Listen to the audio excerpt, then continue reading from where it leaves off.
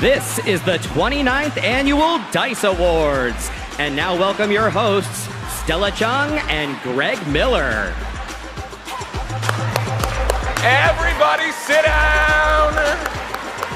Sit down! Wait, what? They're all standing. What is this? They're sitting, they're settling, they hear it. Danny Pena, sit down! John Drake, don't you tell me to shut up! Don't you tell me to shut... Troy Baker, sit down! God, guys, we don't have... Also, real quick, while we are settling in, has anyone seen Min Kim? You are the third presenter, and they're flipping the fuck out backstage so that we don't know where you are. Min Kim, go to the backstage area over here. Troy Baker, stop hugging people and sit down! It doesn't matter what table. Does anyone know where Troy is sitting? Do we know where Troy Baker is sitting? This is a whole thing now. No, don't kneel. Don't kneel in the middle of the... Oh, my God. Oh, my God. Interesting start, huh? It's always like this, right? I feel like a teacher trying to get everyone like... And they don't want to listen. Scott Rohde, stop talking. Scott Rohde, stop talking. Jeff Keighley, I don't do this during the Game Awards. Sit down. Please. Come on, man. Jeff Keighley, everybody.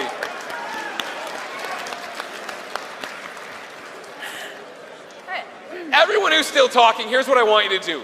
Look 3 tables back here at a little young boy named Shuhei Yoshida. He's sitting there, he's listening intently. Oh, well now he's standing, but... That's fine. Shoo, shoo, shoo, shoo, shoo, shoo, shoo. There it is, there it is. Now, did I buy enough time to find Min Kim? Because they're panicked. They are... You going? Min Kim to the backstage. Hurry up, please. Oh, my goodness. There's only so much time we can kill out here. All the way backstage. Don't stop at your table. Don't stop at your table. Right there.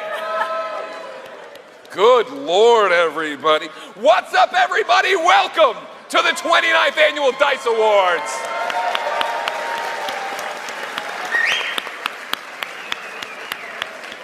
Yes. Oh, and congratulations to Expedition 33. Nope. That happens. That's later. That's later. We don't. That's not. Oh, right. Okay. Good call. No one will know who will win. Wink. Have we done that joke before? Yes, but I like to call it an enhanced remake. That's video game marketing right there. That's video game marketing. I'm Greg Miller, and I'm here to say that everyone who's nominated deserves to feel proud of themselves. Yes.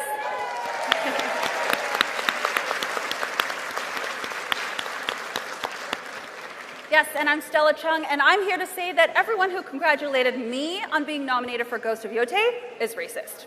Yes. Everybody right there. Come here, Erica, come on up. This is Erica Ishii, everybody, okay? Please. The Ghost of Yotei, all right? So just... Stella. Yeah. Stella. Stella, Erica, Stella. Yeah. Thank you for all your activism. All right, well. Erica, thank you so much. But before we get into it, everyone, please, for real, give yourself a round of applause for being here tonight.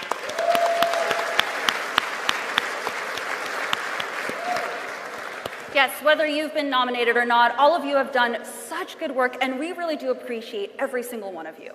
Because no matter where you're from or what your job is in the industry, we all share one thing in common: being afraid of Jason Schreier. Oh, shoot. I think he's in the room right now, actually. If you don't move, he can't see you. Okay. Okay? And then at the after party, everybody be quiet. Okay. Ben Starr, quiet. He's working on like 15 games. I know. Of course, we know it hasn't been exactly the easiest time for the video game industry. Between studio closures and layoffs and new technology, it's been hard out there. Yeah, and so many things can cause a great game to struggle. Budgets, time constraints, announcing your new shooter last at the Game Awards.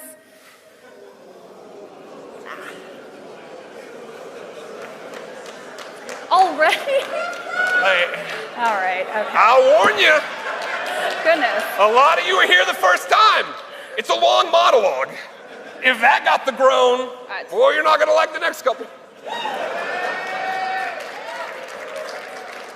This is the earliest we've done this. Well, it's a rough one. But anyways, imagine she just said the Game Wars joke that y'all groaned at again. Then I go, huh, if it's not a From Software game, do not announce last. It would have been funny if we sang them together, but y'all groaned so long. Laura, they groaned so long.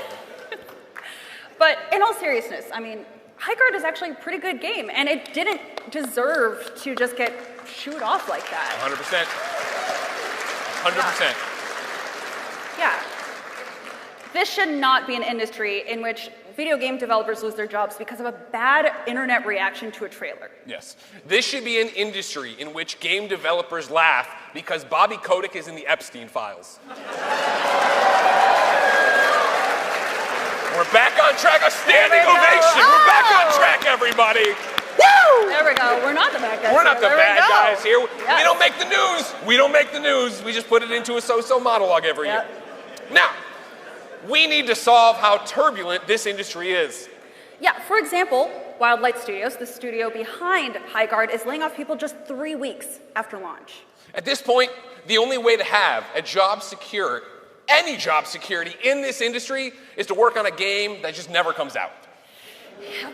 Just gotta keep delaying. Keep delaying. Also, one big hot button issue last year was AI, artificial intelligence. Yes, of course. It's an extremely complicated issue, and we don't want to take sides. Mainly because we saw what you nerds can do with Grok and a photo of people. Oh man, if that joke upset you, you need to have your phone checked on the way out. That is not a good sign. No. But, I mean, we get it. It's a huge shift in technology. Of course. Some people say AI in games is inevitable. They say it's already out there. Millions of people are obsessed with it, and you can either get on board or go out of business. Yeah, it's actually, whoa, that feels like deja vu because that's the same exact conversation that Xbox had about putting games on PlayStation. Right. If you didn't like that Xbox joke, just strap in, because we're going to double back in a second. Yes. It's not going to be pretty. Even just in the past month, the video game industry was shocked to see Google's Genie 3 generate full, interactive landscapes people can walk through. Yeah, on one hand, the landscapes are generic, the gameplay is broken and non-existent, and it only runs a few frames a second. That's right. On the other hand, that means AI is now advanced enough to make the game mind's eye. Hip-hop gamer, you know that thing sucked. Trash. You know, it's actually ironic because if they called it Genie, I mean, everyone would know that anyone in the game industry would wish that it was 2017 again. That's right. And this E3. Well, what I like about calling it Genie is that literally every story about Genie ends with the wish going wrong. Yeah. AI is bad. AI is bad is what we're joking on. But let's go back and talk about some of the nominees tonight. Of course, of course. We have to start with the elephant in the room, Claire Obscure, Expedition 33.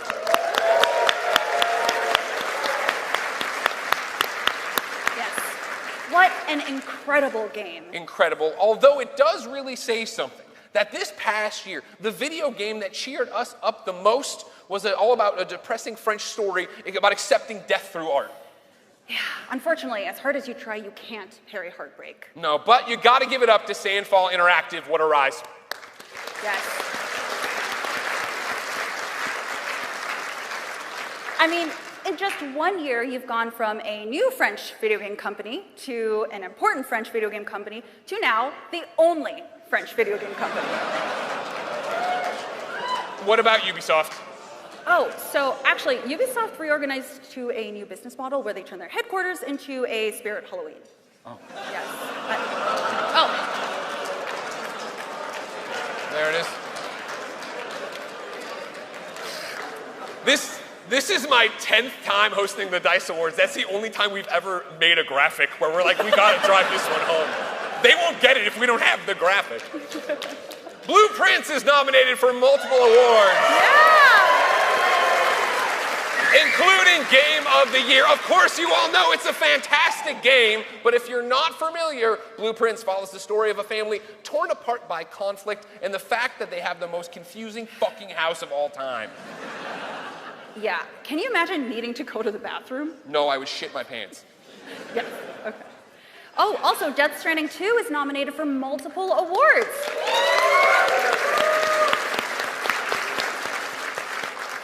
Now, unfortunately, Hideo Kojima couldn't be here tonight because there aren't any celebrities from places other than video games. You need at least, don't groan, it's just that you need at least one movie star to get Kojima here, and Rahul Kohli's not gonna cut it, I'm sorry. Thank you, Troy. Dispatch is nominated for a few awards tonight, including Game of the Year.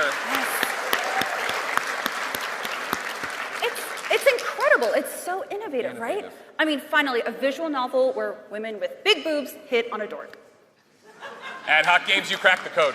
You cracked the code, everybody. And hey, of course, Ark Raiders is nominated tonight for Game of the Year, along with a bunch of other awards. That game truly has been a runaway hit. Of course. It really shows the heights of success a game can bring when they're not promoted by a guy wearing Make FPS Great Again hats. Ooh, and we're still not even to the worst one yet, guys. We're not. Yeah, what's crazy is that some games got nominated for awards and the studio doesn't even exist anymore. That's right, Stella. Marvel's Deadpool VR is nominated tonight, and it's well deserved. Yes. But Meta shut down Twisted Pixel and much of its virtual reality division anyway. Which is terrible because they were the only people at Meta who knew how to put legs on people in VR. That's right. The metaverse was this close to working, y'all. So close. They really had a good head on their shoulders about it.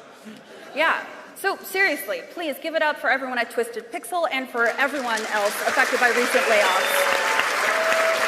You are all incredible developers, and whatever you do next will be amazing. Yeah, speaking of amazing and legs, Baby Steps is nominated for Outstanding Achievement for an Independent Game. That's right, it is so good, we all know it clearly. The game is about an awkward man who's so anxious and disorganized that he can't even accomplish the most simple tasks. This is true.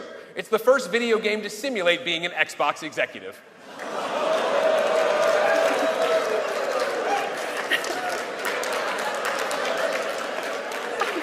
Thank God Ubisoft isn't alive to see that one, you know? We're sorry, Xbox, of course we love you. It's just been a very, very, very strange decade. Yeah, I mean, seeing Xbox games on your PlayStation is kind of like seeing your teacher dating your mom. Exactly, it's not bad news, but it's really weird. Yeah. But again, please, everybody give it up for yourselves. Whether or not you're nominated tonight, everyone in this room makes a form of art that transcends countries, cultures, languages, and generations, and we need more of that in this fucked up world. So thank you. Thank you.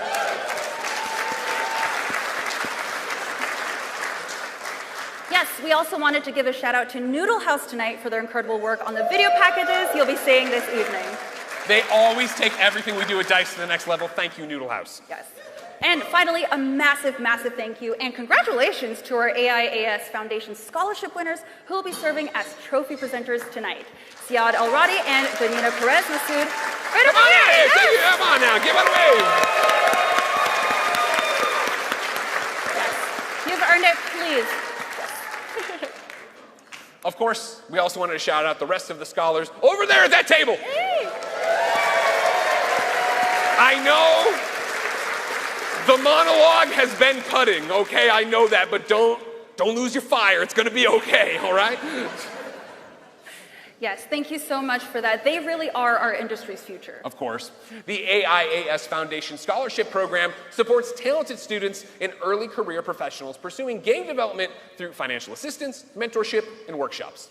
Yes, the Academy is thrilled to highlight our scholars here at the DICE Awards tonight. And if you're interested in getting involved as a mentor or donor, please visit AIASfoundation.com. Now, we're about to get to, what is it? .org, my bad. Oh, everybody, look who screwed up first. You know what I mean? Okay. Been wondering a long time when it would happen that I'd finally get one over on old Stella Chung, and here we are, the 29th annual DICE Awards. Jen, take a photo, it happened. Come on, fast, fast, fast. I never beat her. Please? Thank you. Now, We're about to get to the awards, but because things have been so tough lately, I want to do something unusual, okay? Oh. I want to do something we've never done before. I'd like to lead us in a little prayer, okay? A little prayer, just a little one. Don't worry, it's okay. Okay, well, I guess join in if you know the words. God, no, that's all right. No, you got to do the pastor voice if you're going to do that. God, give us the strength and the serenity to accept the things we cannot change. Yes, and the courage to change the things that we can. And the luck to not release your game on the same day as Grand Theft Auto 6. Amen. Amen. All right. Well, with that out of the way, let's do this. Dice Awards!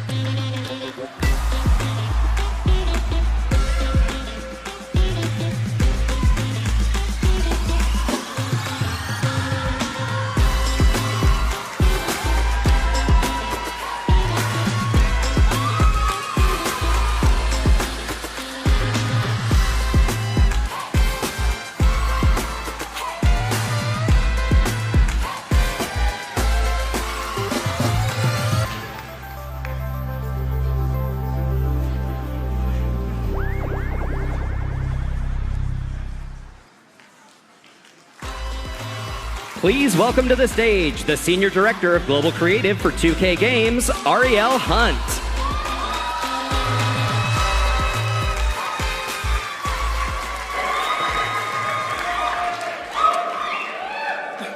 Now allow me to ask an important question. What kind of action gamer are you? Do you just want to run into danger and mess everything up? Or do you want to strategize with your friends so you always come out on top of a firefight? Or perhaps you focus on the perfect loadout so you slice through enemies like butter. That's all to say, action games are far more diverse and nuanced than a lot of us give it credit for. And the following nominations showed us that there's always a new way to get our blood pumping in a classic genre. The nominees are... The nominees for Action Game of the Year are Absalom,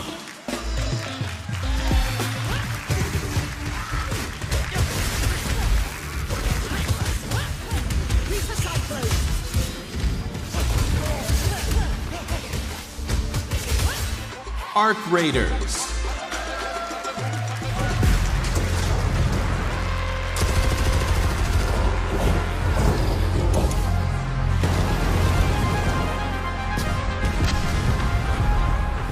Doom, The Dark Ages, Impact confirmed.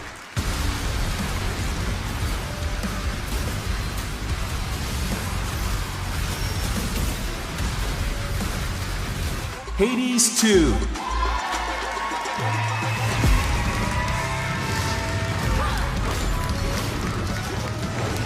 Which is often underestimated, but I'm well aware how capable you are. Ninja Gaiden 4,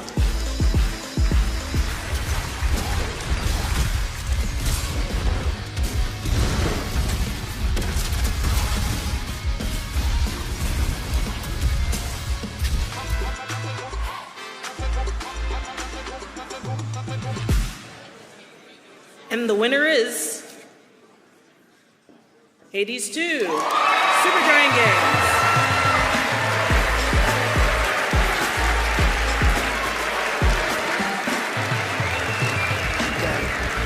Death to criminals. Death to criminals. This is an opportunity for you to meet First Blood.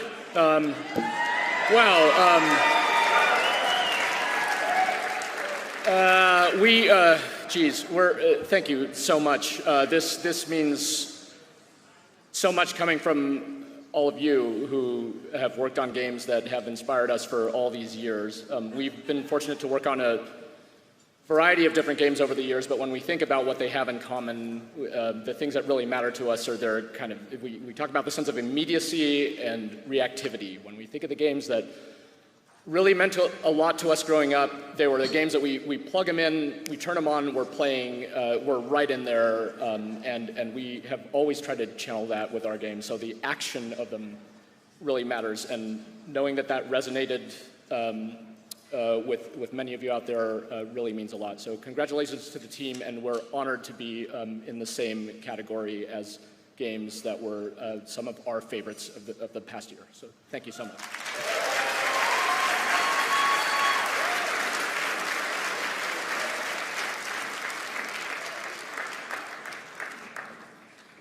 So as the name implies, adventure is all about the journey. Characters thrown into strange situations with seemingly overwhelming odds against them. As gamers, we get to guide them as they rise to the occasion, helping them overcome everything from epic battles to maze-like levels to mind-bending puzzles. And with each solution and each victory, both us and the characters on screen grow, advance, and experience some of the greatest stories that gaming has to offer. The nominees for We were so close. We were so close. We were so close. The nominees for Adventure Game of the Year are... The nominees for Adventure Game of the Year are Blueprints. I give and bequeath to my grandnephew all of my right, title, and interest in the house and land which I own. Dispatch. This guy got clear. My client requires protection. Donkey Kong Bonanza.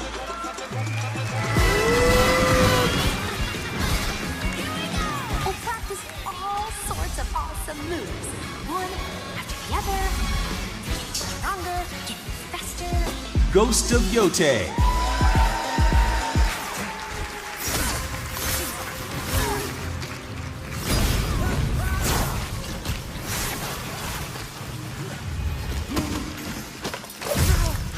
Hollow Knight Silk Song.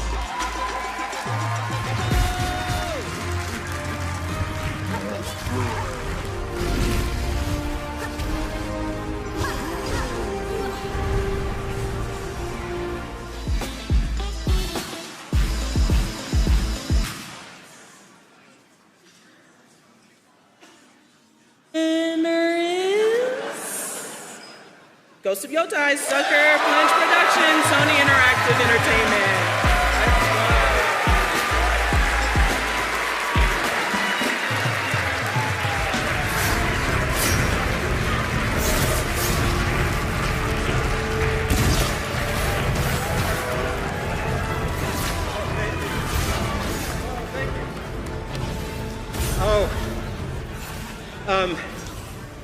Adulting is hard. Making games is harder. Shipping games is a small miracle. Yes, and it happens because of the passion of the team who really come together and lift each other up every day, trying to make it better and better so that we can let players experience the joy that we played in our youth that inspired us to move forward. Thank you, Sony, so much for supporting us. Thank you to everybody that helped out, from the mocap to the music. We are very, very, very proud to get this award. And you know, you're not supposed to look for external validation, right?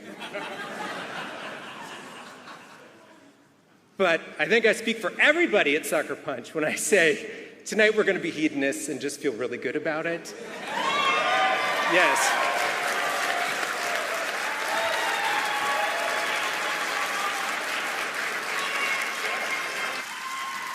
Welcome to the stage, developer at Bonfire Studios, Min Kim.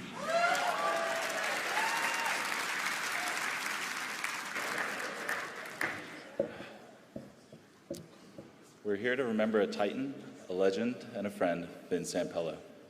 I keep forgetting that he's gone. A few times this week during our conference, I saw Vince, a guy in a cap, a light jacket, and a t-shirt, chatting with a smile. My hand went up to say hi, and then my heart dropped. Vince looked like the type of guy that you could see anywhere, yet he had such a remarkable life, and he gave so much to our industry. I had the privilege and honor of serving on the Academy board with Vince. We will miss him and his contributions for years to come. Vince was the embodiment of what the Academy stands for, a champion of our mission to celebrate and elevate the art of game making. What makes our awards truly special is that game makers like Vince voted for nominees this evening. There are few people who have elevated the art of game making as much as Vince Zampella, but we all know his games, so I won't mention them today. Instead, I'm going to honor my friend who would have cringed by talking about who he is and how much we need him right now.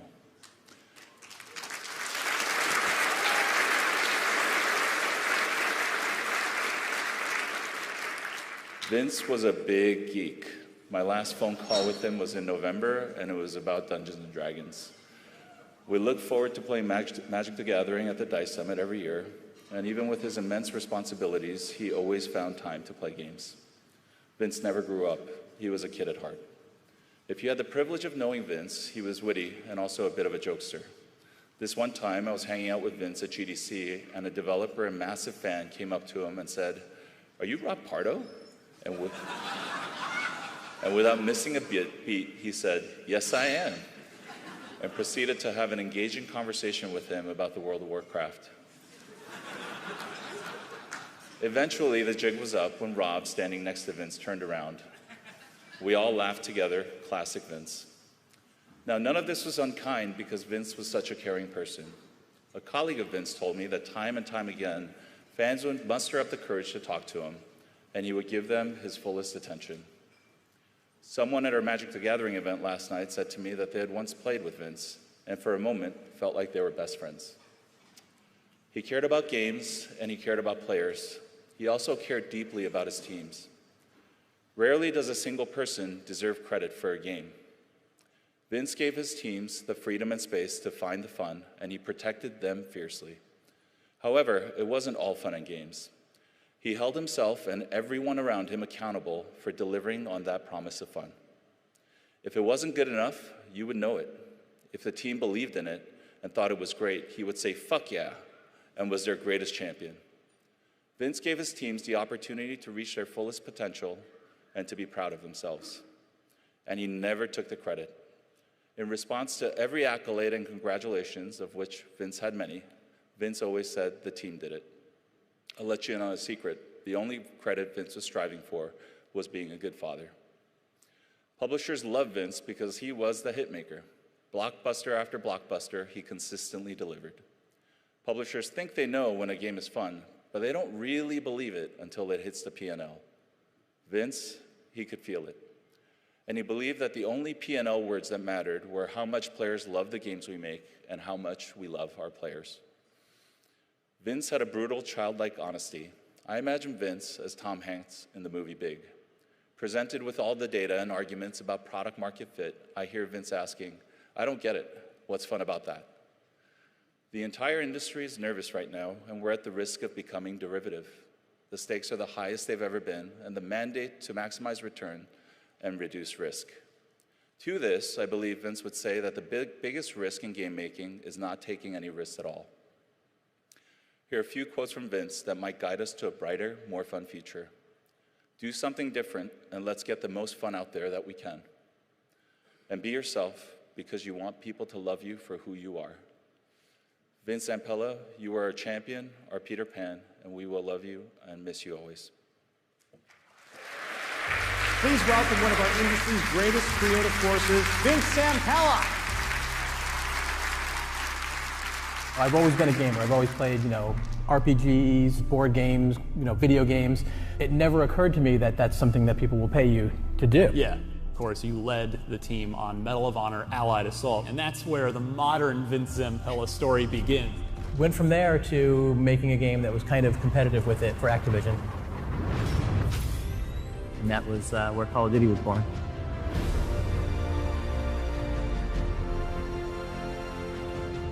We're all about realism, authenticity, and intensity. It's about your squad. You always act as a squad, not as a lone gunman. When we started Respawn, we had a lot of people on day one because there was a bunch of people that left Infinity Ward and came to Respawn. I mean, for us, it really is just about making something new, making it fun. Got you. Don't just copy what we did because it might be fun. Do something different, do something on top of it, and let's see where we can go.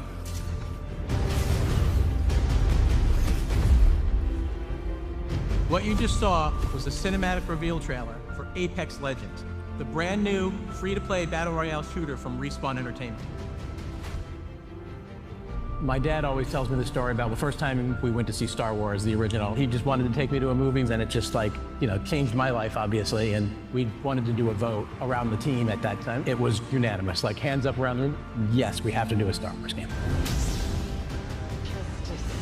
There's a lot of people in the team right now at Respawn that we've worked together for 15, 16 years. Like-minded people getting together to do something that they love, that they can put their heart into. And the Grammy goes to Star Wars, Jedi, Survivor. Medal of Honor, Above and Beyond, weaves in the personal stories of the veterans and survivors of the war. It's more than just a game. Collab won the Oscar for Best Documentary Short Film. To everyone at Electronic Arts and Respawn, and Oculus, especially Vince, Dusty, and Laura, thank you so much. I've been waiting a number of years to say this. This is fucking Battlefield 6! Put something out there, you try something. To see it work and to see people respond to it well is validating. Without iteration, you can't get to, I wouldn't say perfection, but to the best quality that we have the ability to do. I really seriously consider retiring because it's what I do. This is what I know. It's what I love. I'm happy doing this. I think I'd be bored.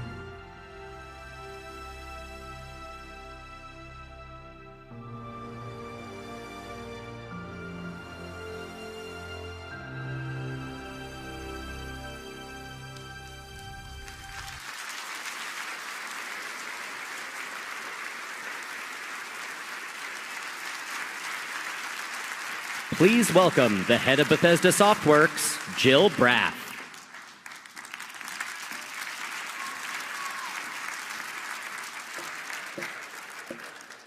Well, that was a tough act to follow, and I'll just say live life every day, and cheers to you, Vince.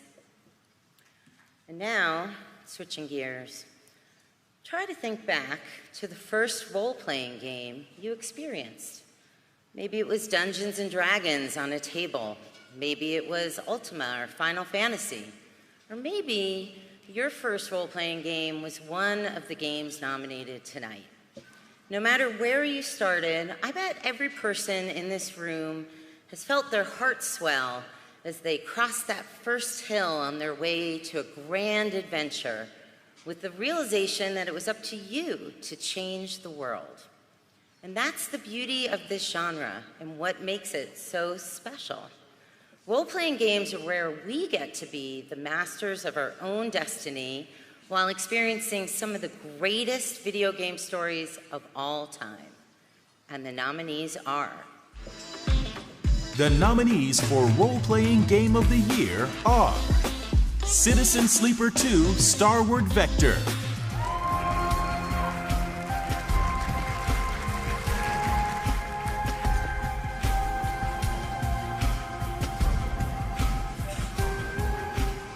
Claire Obscure Expedition 33,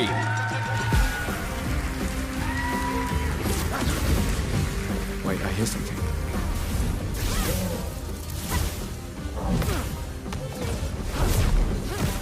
Kingdom Come Deliverance 2,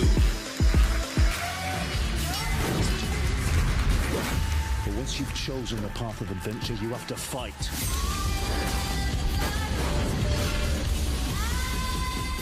Monster Hunter Wilds,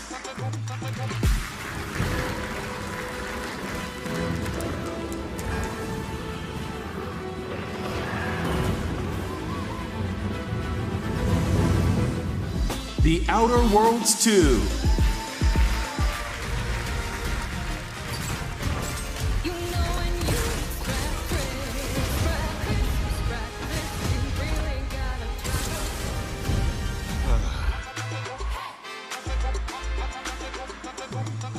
And the winner for the role-playing game of the year is Claire Obscure Expedition 33, Sandfall Interactive and Kepler Interactive.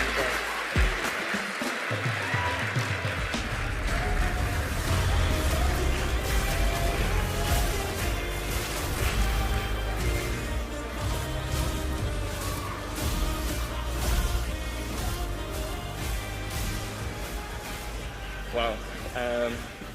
So, yeah, building a new independent studio from the ground up, it's quite similar to assembling a party in an RPG. Sometimes your party members have rolled quirky stats, and you have to stray away from the rule book to figure out what works best for your group and progress on your adventure. At Sandfall, we did get a few interesting stat rolls in our party, like our chaotic good art director with surprisingly high set dressing dexterity, who helped the environment team create so many beautiful locations. In our party, we also got a super talented character artist that ended up rolling a super high stat on virtual hairdressing, and grooming, making us add so many different haircuts to customize the characters to your liking, which was absolutely not planned at the beginning of the project. There are no fixed rules when it comes to making a game. You assemble your party, you adapt your scope to what you do best, and you see where you end up. And I believe that's what makes game making so exciting. I don't have enough time to go through the character sheets of everybody at Sandfall, but still I just wanted to give a massive thank you to all of them, because we really feel like we got a god roll when it came to matchmaking. So yeah, thank you all.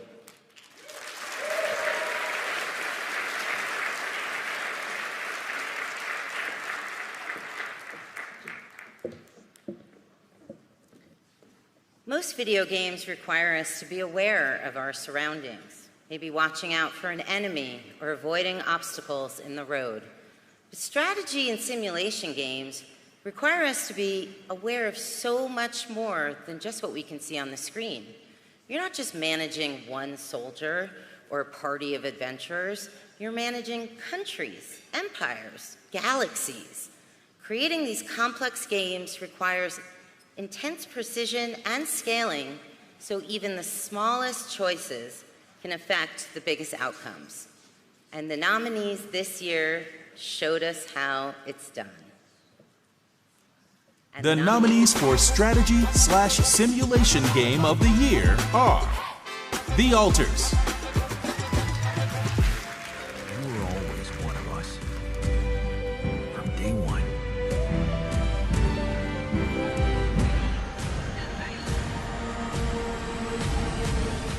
Drop Duchy.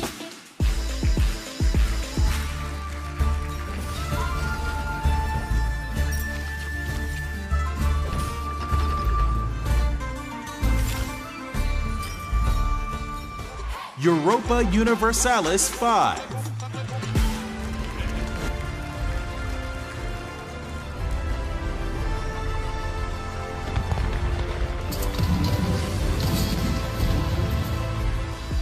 The King is Watching.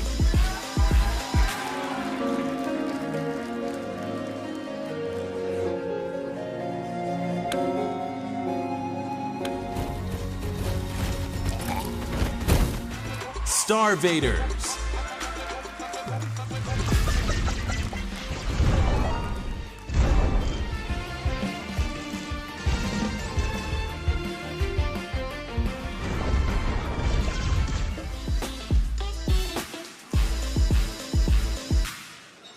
And the winner is The Alters, 11-Bit Studios. Congratulations.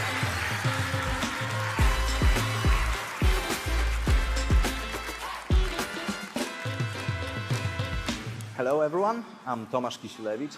I'm a game director of The Alters, and this is my great pleasure of accepting this award on behalf of our entire The Alters team. We are truly honored with this recognition, especially in a year like 2025 with so many great games. I feel like every award, it feels like 5 awards, so we got 5. No, but in all seriousness, thank you so much. We are really happy, we are really honored. I'm sorry we couldn't be here this year, but we're sending you very warm greetings from actually pretty freezing Frostpunk-like Warsaw. Thank you guys so much, and have a great show, have a great night.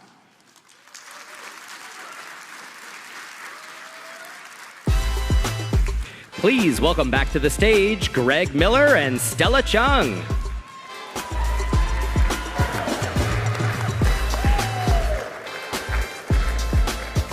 Ooh, feels good to be back, It's huh? nice to be back. Yeah. Man, clear up scare. Who saw it coming? You know? All right. So the concept of immersive reality has been capturing people's imaginations long before any of us could buy a headset. That's right, Stella. Long before you were born, I was a kid, all right? And there was this movie called The Lawnmower Man. Y'all remember? Travis Willingham, you remember this thing? What? Right? It was virtual. This guy got his brain sucked into virtual reality, right? And I was obsessed with it, Stella. It was so cool. Yeah, right. The real magic is behind the scenes with teams of hardworking developers who are always inventing new ways to surprise us. Yeah, but you see, then in the movie, Travis, you remember this? He kisses a girl inside of the virtual reality. He gets smarter too, Stella. He keeps getting smarter, but he's kissing this girl, right? Maybe a little bit more. And I'm 8 years old, and I'm like, video games, this is cool. Virtual reality. Right, yeah. Whether they allowed us to fight as a sarcastic superhero or visit the Star Wars universe, the following nominees push the technical boundaries of what immersive reality can do. But Travis, when you think about it, like it was actually kind of a scary movie, right? Like it wasn't all fun. Stella, you should watch it. You should watch it tonight because Lawnmower Man, underrated? Oh my God. No, don't react to that. Don't feed him. You're an idiot. Okay. Okay, most importantly, the nominees for immersive reality technical achievement are... The nominees for immersive reality technical achievement are Ghost Town. I'm gonna go check it out.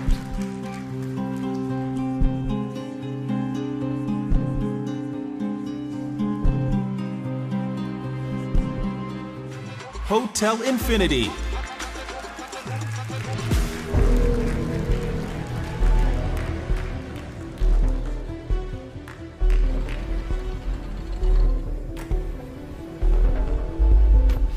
Marvel's Deadpool VR. I'm such an enormous fan. Meet the Mies from other dimensions.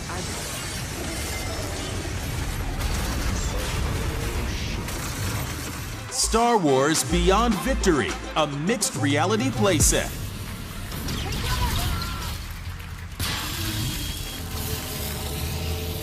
Ready to race? Always. Unloop.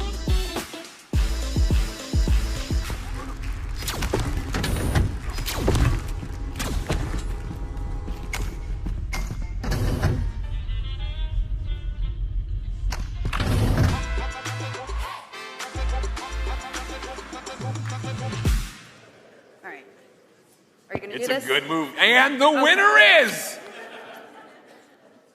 Hotel Infinity.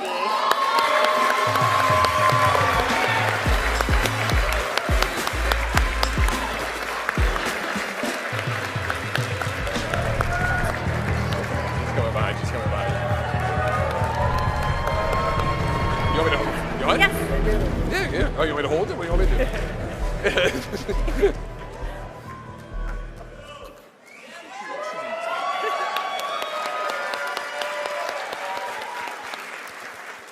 Well, thank you everyone. Thank you to the Academy. Just really honored to have the game be among so many great VR games. It's you've all really inspired me.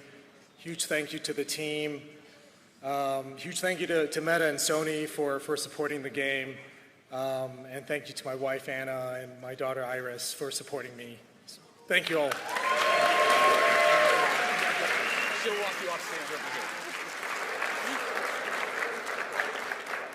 Looks at me and goes, where do I go next? One of the best compliments you can give a video game is to say that it's immersive. Yeah, I mean, as someone who's filled with rage, saying a game made me forget this world exists is one of the biggest compliments I can give. She said something there, Erica, right? Yeah. Yeah, she said something. That's why the next category and nominees are so near and dear to our hearts. They are games designed from the ground up to make you feel like somewhere else, make you feel like you're someone else, and give you a brand new world to explore. You don't just feel immersed in the game, you are immersed in the game. You might be surviving a claymation nightmare or playing the ultimate tabletop game, but the following nominees show you how much fun you can have when you're actually inside the game. The nominees for Immersive Game of the Year are... The nominees for Immersive Reality Game of the Year are Demio Dungeons & Dragons Battlemark,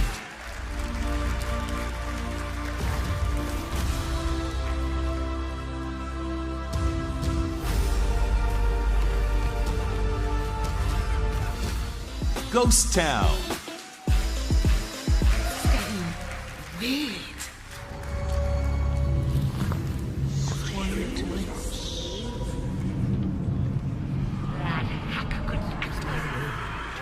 Marvel's Deadpool VR, Surprise! I don't think there's a happy ending in the cards for you if you can't wear it. Sucks to be you, bug boy. Stability. You chose the wrong side, Deadpool. The Midnight Walk,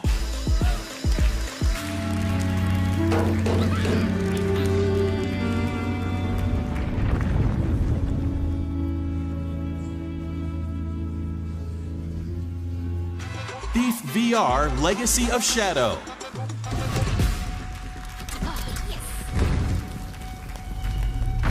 We're not leaving without what we came for.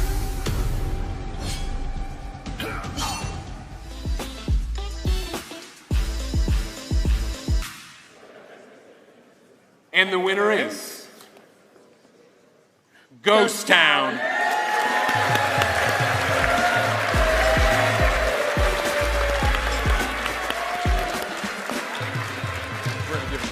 There's definitely something down here. Adam? Be careful, Edith. This is getting... The other directors of Fireproof are all a bit shy and they don't come to shows across the pond. It's just me. Oftentimes I'm left thinking to myself when I come to these shows that I wish they were with me and they could feel the respect and the love that we get from fellow developers about what we do. And now I can go back and say, I fucking told you so. So thanks a million. It means a lot to us.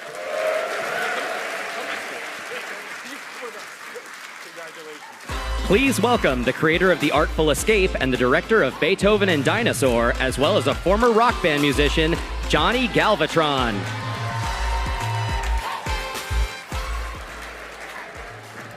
Simmer down. Audio design is dope. It engrosses us, engages us, engulfs us. Have you ever witnessed someone play a game on mute? A game without great audio design is like a six-pack of chicken nuggets without the boot shape, which is the best nugget shape because it gets all the sauce. The nominees for Outstanding Audio Achievement are... The nominees for Outstanding Achievement in Audio Design are Arc Raiders,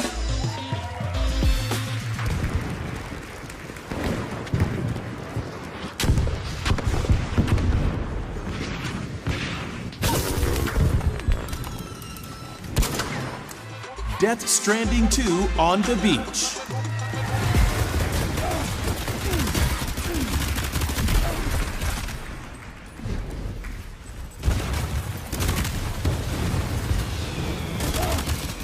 Ghost of Yote,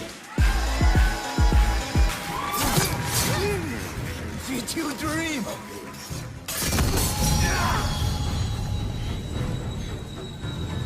You don't scare me! Luminous Arise,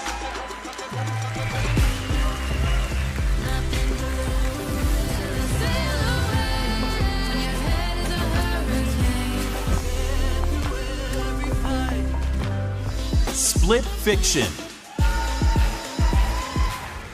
High five! Woohoo! Zoe, watch out!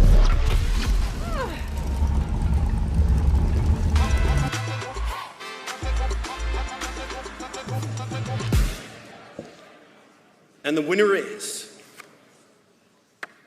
Death Stranding 2.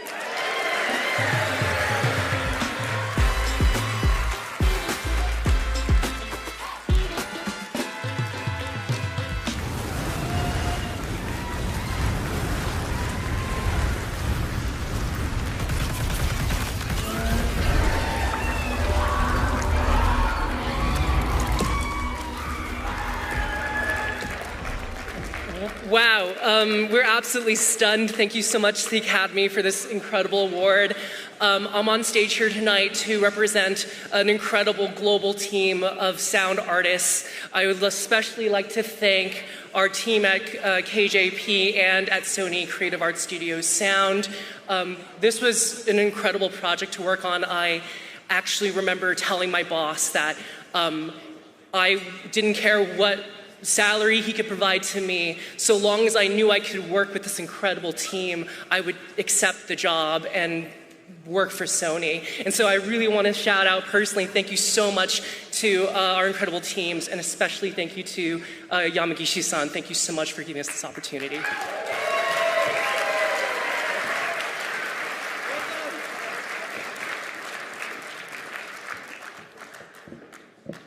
Music is dope.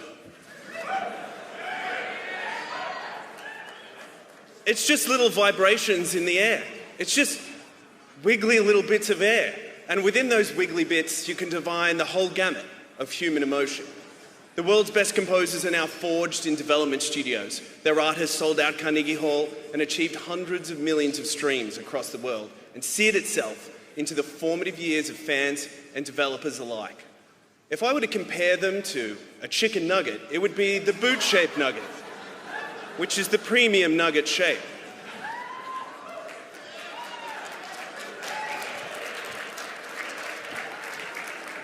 The nominees for Outstanding Achievement in Original Music are... The nominees for Outstanding Achievement in Original Music Composition are Claire Obscure Expedition 33,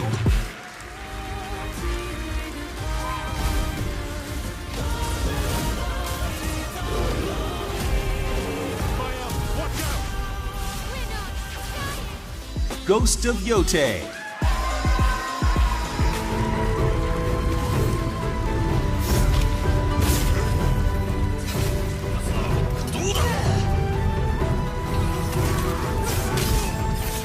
Herdling,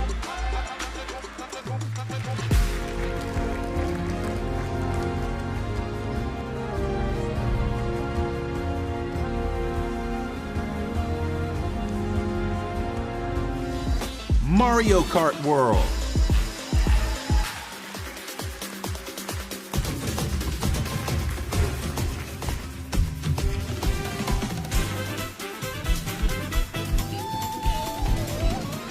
Sword of the Sea,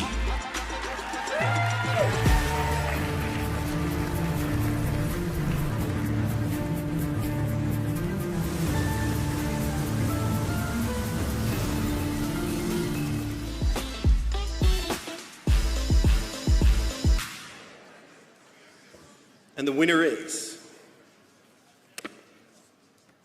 Ghost of Yote.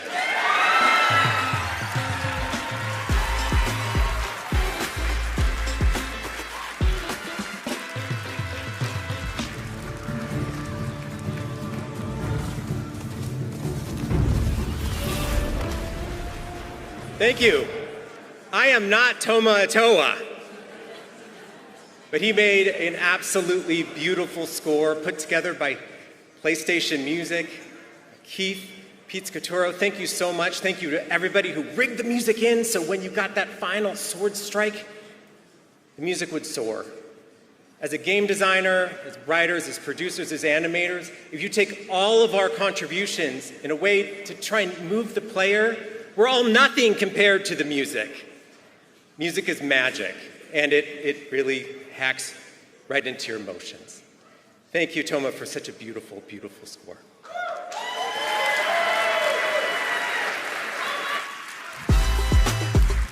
Welcome to the stage, the actor behind some of gaming's most iconic characters like Joel Miller, Booker DeWitt, and Indiana Jones, Troy Baker.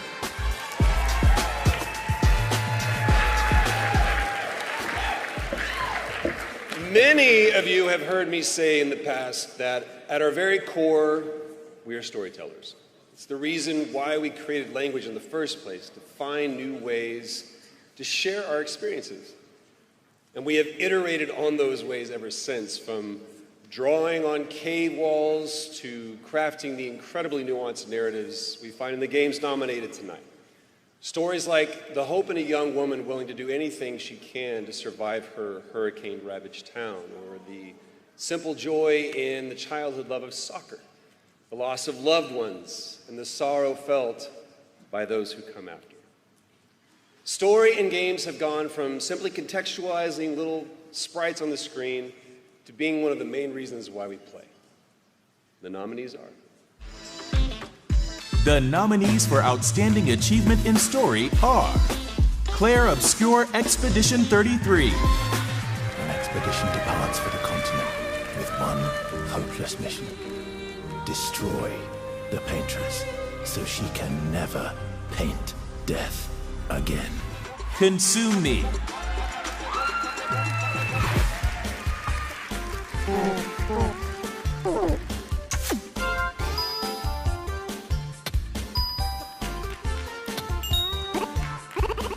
Despalote.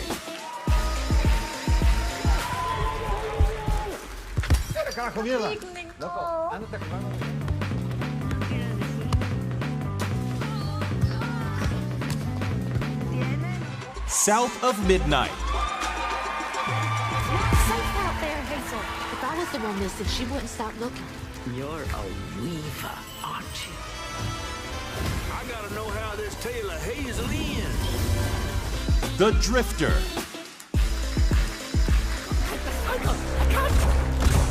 God. Sarah, I can... Save it.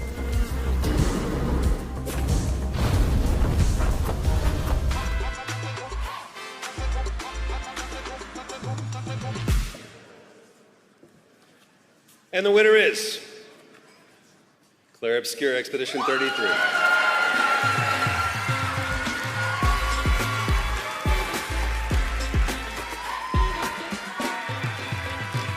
Plan doesn't change. We keep heading north. Learn from the ones who came before. And they betrayal. The ones who come after. Hi, everyone. Thank you. This award means a great deal to us because it comes from our peers, people we admire and who have inspired us in so many ways. So on behalf of our entire team, thank you. Stories in games are the result of hard work from so many teams, from writers to cinematic artists, animation, music, sound, environment, character, level design, combat, all supported by tech and production. And it's also the result of hard work from so many of our partners, from our beautiful actors, Ben and Jen, hi, who breathed magic into our characters, our voice directors, our localization teams, our publisher. We are very, very grateful to have been on this journey together as a team. And we are even more grateful for all the players who have joined us along the way. I've received so many beautiful messages from players. They share their stories with me, their heartaches, their grief, but also the joy they found in our game. The comfort, the sense that someone understands, that someone has felt the same. And many have also felt inspired to write their own stories because of ours, and that we are incredibly honored by that. And we are also incredibly honored by this award. So thank you so much, everybody. Thank you.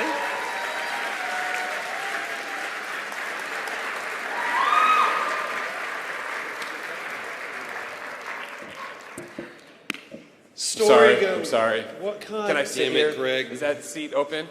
Oh, I'm sorry, Troy. I didn't is see this you what it hosting. feels like? Oh, yeah. It's kind of like? awkward when somebody won't sit down when you're trying to host the show, isn't it? Oh, yeah. You hate to see it. Don't applaud. Wow, don't applaud that. Don't applaud that. I bet you wish this you were in man the ping broke pong into suit his now, own don't bar ya? in his own room, and this is the result. Can I This sit is there? what we get. Oh, hey everybody, it's me. It's good to see you. Hope the Hey, show's going. hey, Get Greg. out of here. Ben Starr is literally right there. He could take this over from you in a heartbeat.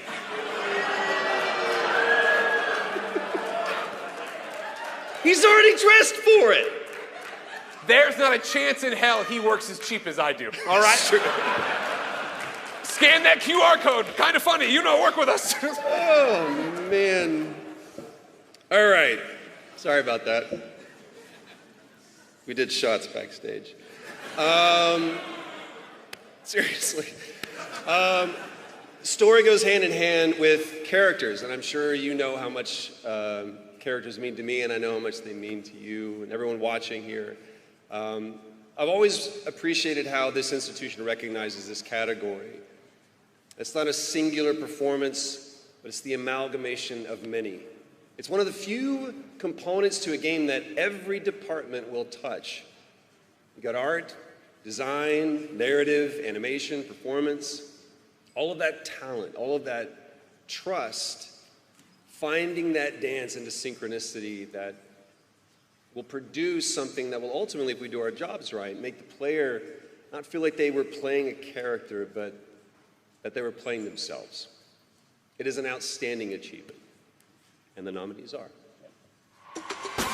The nominees for Outstanding Achievement in Character are Claire Obscure, Expedition 33, Esquier. We need to cross the sea. Bulger said you could help. All right. Ready to sail like a snake. Claire Obscure, Expedition 33, Mael. Everywhere we go, just death. Death and more death. Everywhere we go, just death. I don't want to see that anymore. Dispatch, Courtney, Invisigal. Some people are born to be heroes. I'm not one of them. I tried. Just wasn't meant to be. I have fucking villain powers. I can turn invisible and skulk in the shadow. Dispatch, Robert Robertson III, Mecha Man. Figured my story would always end in that suit. Maybe you shouldn't be so quick to judge people. I'm Mecha Man. Ghost of Yote, Atsu. I'll find every last member of the Yote Six. And I will bring you peace. Then I will join you in death.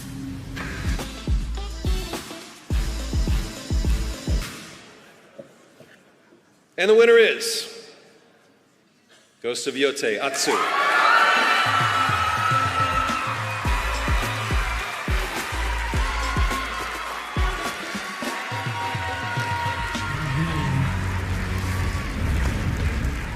Is Atsu. You murdered our father and left me to burn. Remember when I interviewed you and dropped a set on you? On my Twitch stream? Look where you are now. Hey! Hi!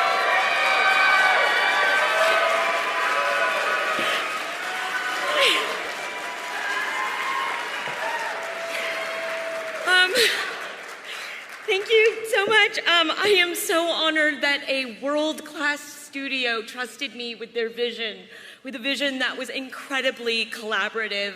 I have so many people to thank, everybody at Sucker Punch and Sony, my fellow cast members who are phenomenal, Amanda, Yumi Gale, and the voiceover gang, Ivy Eisenberg, and my agents at CESD. Thank you so much to every coder and QA tester and rigger and everybody on the mocap team. I got into video games because I love video games and because I wanted to tell the stories that I wanted to play. And I feel like I'm preaching to the choir here, but now that video games is the most lucrative branch of entertainment, I feel that the people that make them deserve recognition, fair pay, fair treatment. So, if you're watching this, if you're like me, please demand that the workers are treated fairly. stories are important now more than ever, so please demand that the people who make them are treated well. Thank you so much.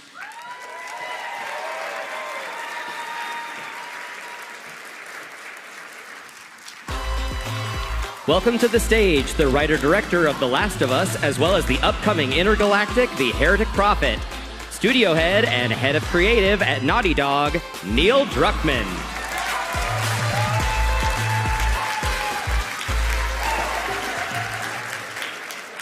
Good evening.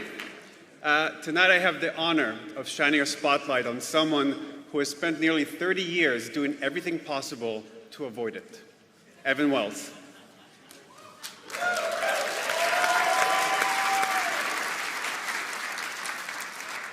Over the course of his career, Evan has had a tremendous impact on Naughty Dog, on PlayStation, and on the industry at large. But more importantly, he's had a profound impact on people and countless careers, including my own. If you've ever enjoyed Jak and Daxter, Uncharted, or The Last of Us, you have Evan to thank. His fingerprints are all over those franchises. Under his leadership, Naughty Dog grew from a team of roughly 40 developers into a multi-100-person studio without ever losing its soul. And he did it quietly, humbly, and with a relentless focus on games and the people who make them. That's been true of the Evan I've known since the day I first met him. 22 years ago, I came to DICE as a volunteer. I had a meeting set up with Jason Rubin about a potential internship at Naughty Dog. Jason pulled me aside and said, "This hasn't been announced yet, but I'm leaving Naughty Dog, and I'm going to set you up with an interview with my replacement, Evan Wells." A few weeks later, I met Evan at GDC. What was supposed to be a short interview turned into a 2-hour conversation about video games. Evan didn't come across as the new boss of one of the most renowned studios in the industry. He came across as a gamer. He didn't care that I had no professional experience. He cared about ideas, about curiosity, about passion for this medium of ours. Spoiler alert, I got the internship. And one day, fairly into my position, I was working on Jak 3. I was showing a friend that was visiting Naughty Dog a feature that I was programming that I was really excited about. Evan happened to walk by. I showed him the feature and mentioned I had tweaked the design, and I was worried, nervous, and I asked him if it was okay. He sat down, played for a moment, looked up and said, "Yeah, that's great," and walked away. My friend leaned over and whispered, "Holy shit, dude, you just changed the design of Jak 3. That moment captured a core value Evan fiercely protected and immediately instilled in me. The best ideas always wins, and the best ideas can come from anywhere. Seniority and titles didn't matter as much as merit. That moment also showcases another key attribute of his. Yes, please.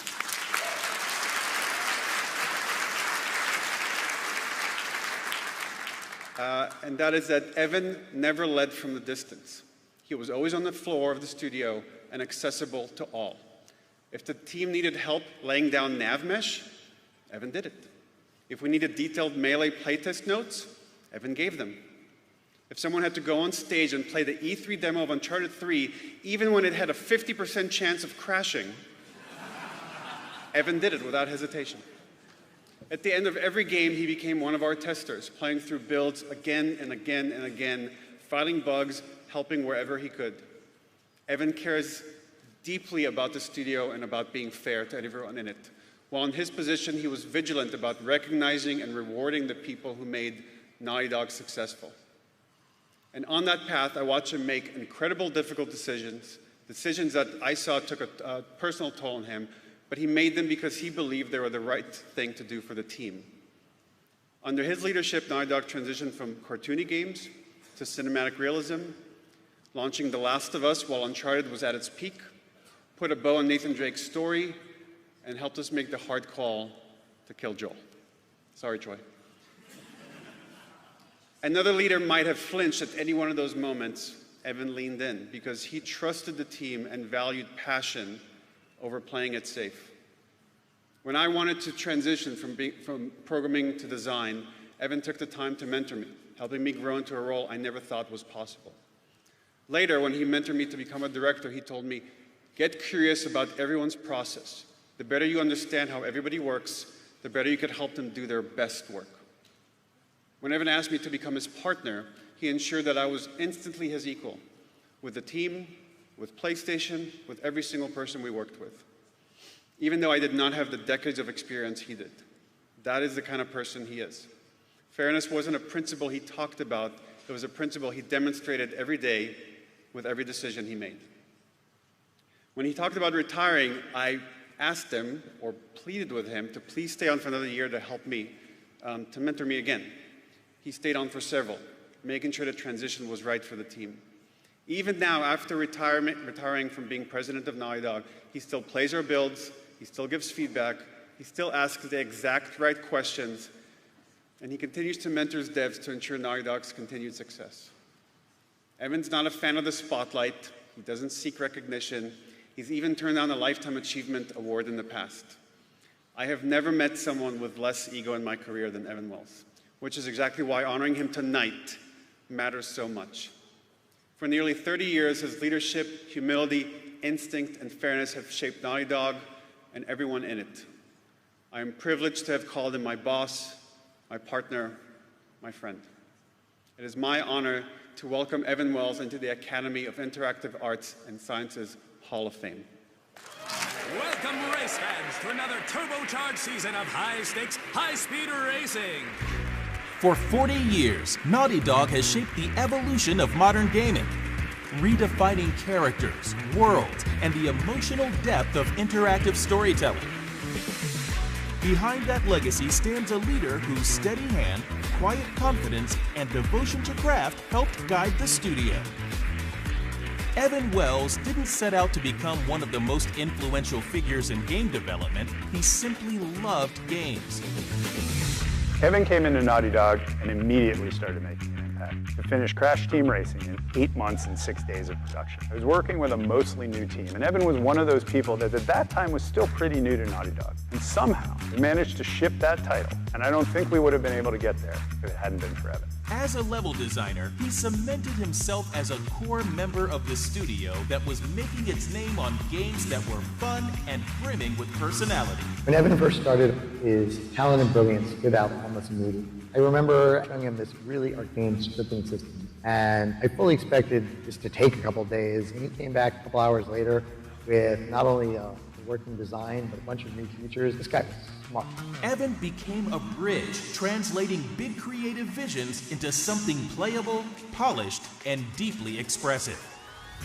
Evan rose through the ranks not through ego, but through trust. His teams trusted his clarity, his calm, and his unwavering belief in their talent. Sharing the presidency with Evan Wells was a tremendous experience. He was a fantastic designer, and he embraced the management role like he was born for it. He had a passion that was infectious, and he made everyone around him better.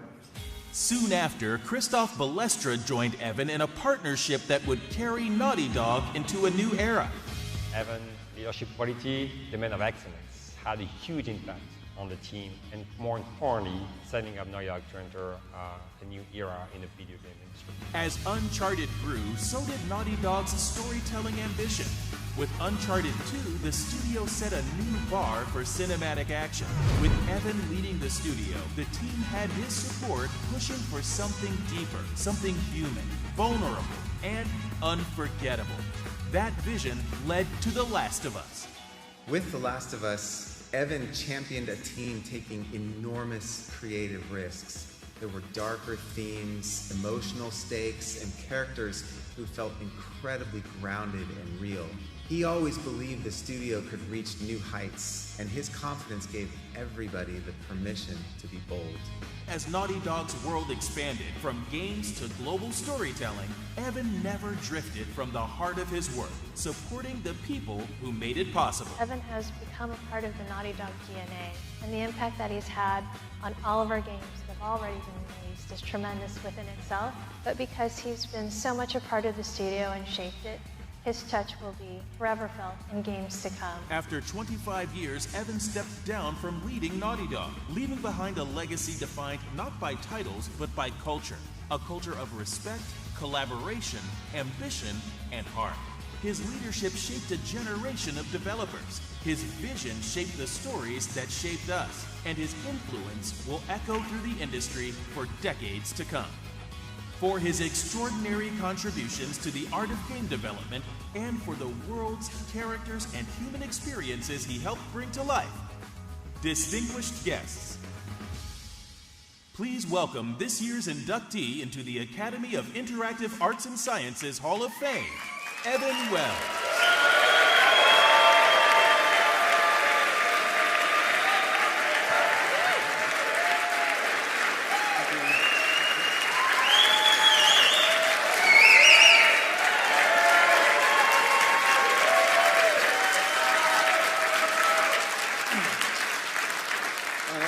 Thank you so much.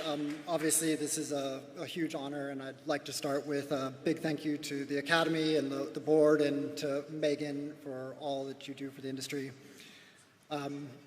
Most of my career has been at Naughty Dog, and everything we do there is a huge team effort. So this really represents the work of the studio. So please indulge me while I thank some of the people that share this honor tonight. First and foremost, I have to give a big thank you to Andy Gavin, Jason Rubin, founders of Naughty Dog.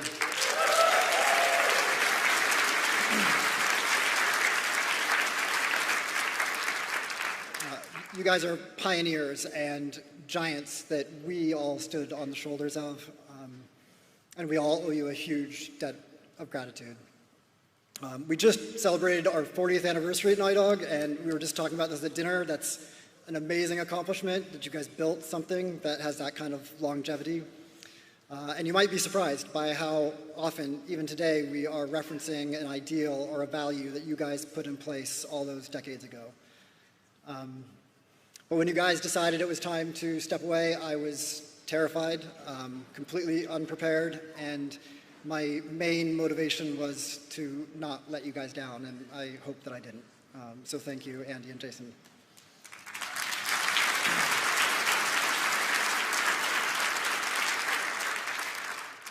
Next, I need to thank the partners that I've had over the years. So first, thank you to Stephen White for taking the plunge with me back when Jason and Andy were handing us the reins.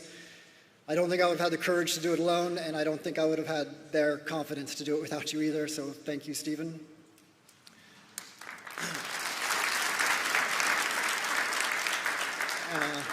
And next, a big thank you to Christoph Balestra for being my longest running partner. None of it would have been possible without you. You got us through some of the most difficult challenges that we ever faced as a studio through your hard work, your dedication, your genius. You're like a brother to me. Thank you so much.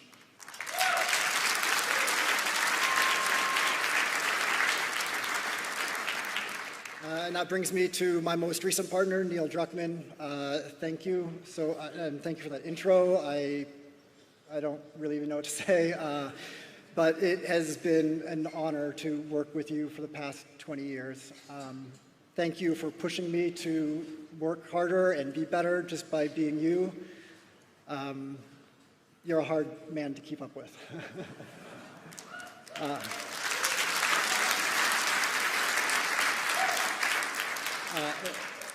And though your legacy is already cemented, I couldn't be happier that you are now at the helm of Naughty Dog leading the next generation. But you don't have to do it alone because we have an awesome senior leadership team in place. So thank you to Allison and Arnie and Anthony and Travis and Jeremy and EP. You guys are the best.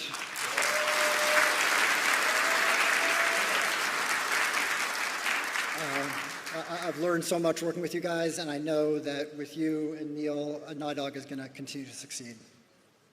And while I'm thinking Naughty Dogs, I want to thank all Naughty Dogs, past and present, anybody who's ever worked on a Naughty Dog game. I've had the ridiculous honor to work with the top talent in the industry, the best of the best, and I'd like to name two of them individually. So thank you to Amy Hennig for coming to Naughty Dog.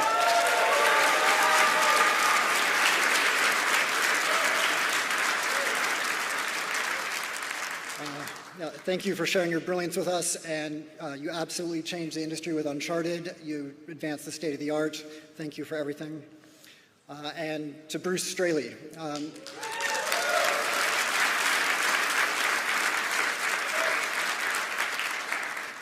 So much of what you brought to the studio is still resonating. Simply one of the best have ever done it. Thank you for teaching me so much. Thanks, Bruce. But we've also had amazing partners at PlayStation, and leading that charge was our production team. So thank you, Connie Booth and Grady Hunt and Sam Thompson.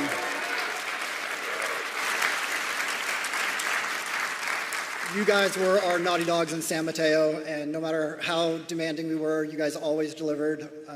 You always got what our games needed. Thanks to you all, and to Scott Rohde. You are the best boss anybody could ever have. I so appreciate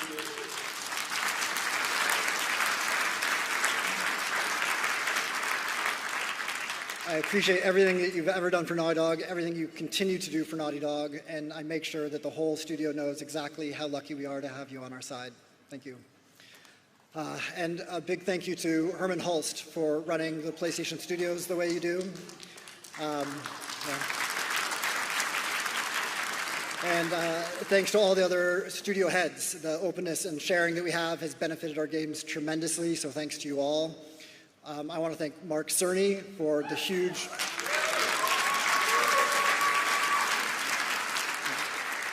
you've had a huge role in Naughty Dog's history, and personally, I want to thank you for being a great mentor to me when I first came to Naughty Dog. And I have to go back a little bit further and give a big thanks to Mark Vorsanger and Greg Johnson of Toe Jam and Earl fame.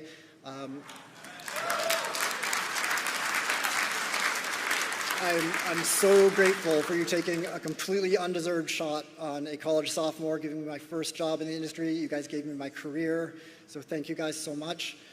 And a special thank you to Greg for being a great friend over the last 30 years. And now, on a more personal note, I think I have to give some of the most important thanks tonight to my parents. What can I say? I won the parent lottery. You guys brought home an Atari 2600, an Apple II Plus. You guys took me to the arcades on weekends, followed me around, watched me play, fed me quarters, fed me tokens. Other parents were discouraging their kids from playing video games, but you always supported my passion. Maybe you were feeding my addiction, but it worked out. I love you guys. Thank you for everything.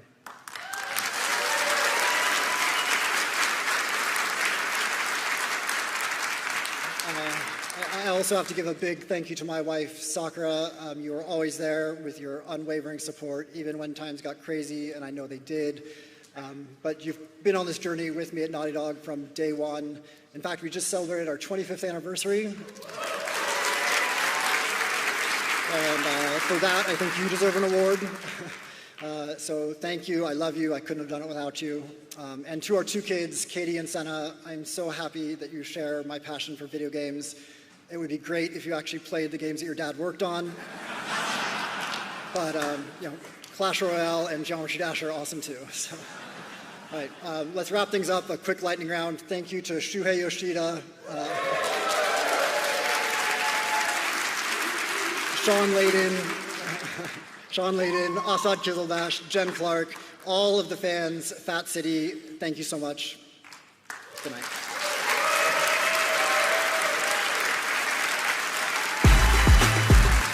He's one of the people who helped create Madden Football and kick off EA Sports, the founder of Clean Play and the winner of 7 racing championships.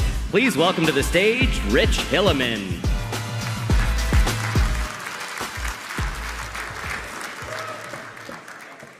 I was told this event was formal, so I dressed Mario formal, right?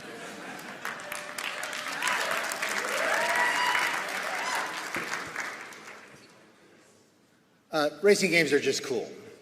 You can have games that are as realistic as EA's Formula 125 or as whimsical as Kirby Air Riders. A game like Real World is practically a science fiction fantasy.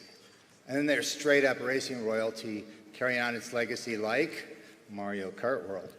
So I promise I'm not being biased despite being dressed like a certain character from one of the games. Anyway, racing games are a genre that many may think of as one note, but in truth it's a vibrant and varied genre that will always keep gamers coming back.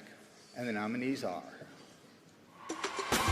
The nominees for Racing Game of the Year are EA Sports F1 25.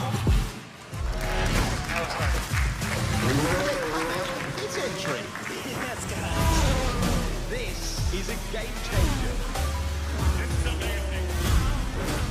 Kirby Air Riders.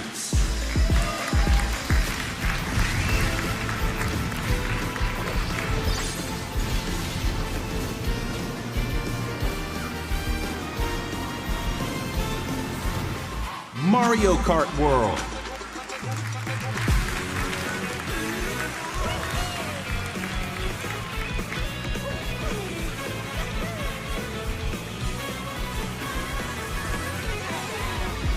Wheel World.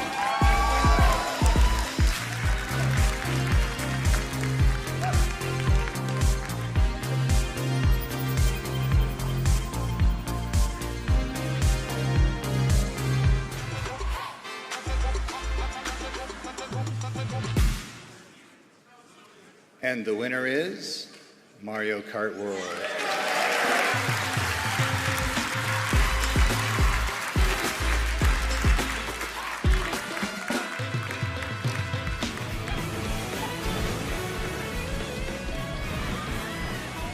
Thank you all very much on behalf of the Mario Kart World team, the whole development team, and of course all of us at Nintendo.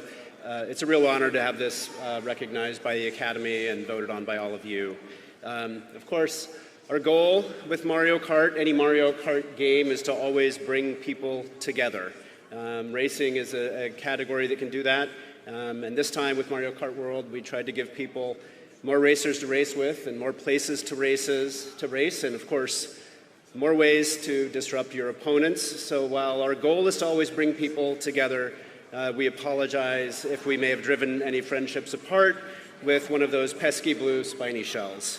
So it's really been a thrill to see the reactions from the fans, and again, to get this recognition from all of you. So once again, on behalf of the entire Mario Kart World team and everybody at Nintendo, thank you very much for this honor.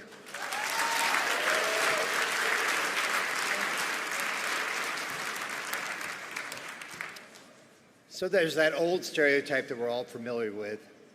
Gamers are indoor kids. They can't really just play real sports. On the flip side of that cliche is sports games are for other people and not for real gamers. Both are completely and laughably false. I know many people in this room love sports games because I played against you. And if you ask me, sports games incorporate every element of the art form that we love. Complex numbers-based team management in the grand strategy game, precise movement of an action game, the advanced teamwork of a multiplayer game, and when the technology drops, it's sports games that always have us marveling at how close everything looks to reality.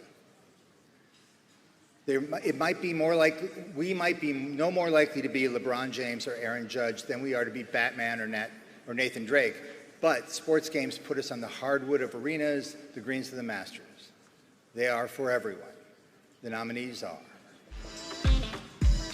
The nominees for Sports Game of the Year are EA Sports FC 26.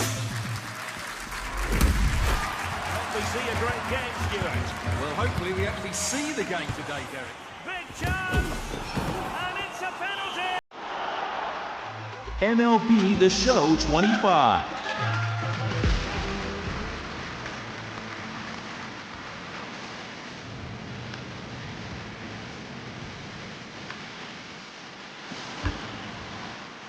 NBA 2K26.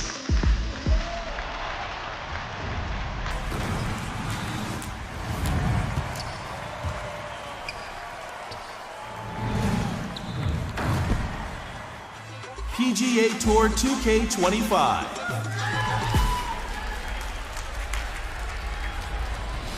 Save that one for the highlight reel.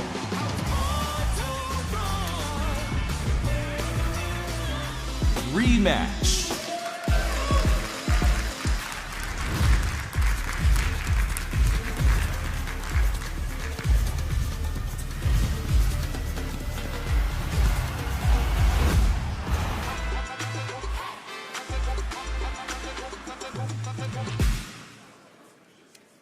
And the winner is Rematch.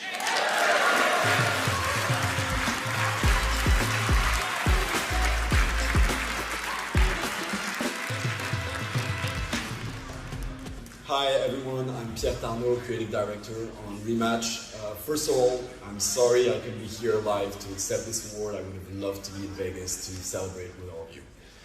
Rematch is a game that I've been dreaming on making for years, and now that the game is live, I play it almost every day and I deeply love this game. So first of all, I'd like to thank the whole Slow Clap team for their amazing work throughout production. Rematch was a very challenging game to make, and it's really your continuous effort that allowed this dream to come true, and for this I'm super grateful. Thank you so much. I'd also like to thank the members of the Academy for giving us this award. It's a huge honor, especially considering all the amazing games that were nominated in this category. And finally, I'd like to thank the 6 million plus Rematch players who have been with us since launch, and especially the hardcore fans who played 200 plus hours and often much more. You know who you are. We love the game as much as you do, and we fully intend to make this the best game it can possibly be. We'll be adding new features, new content, refining mechanics throughout 2026. There's a lot of exciting things coming up. Stay tuned and see you on the pitch. Thanks everyone.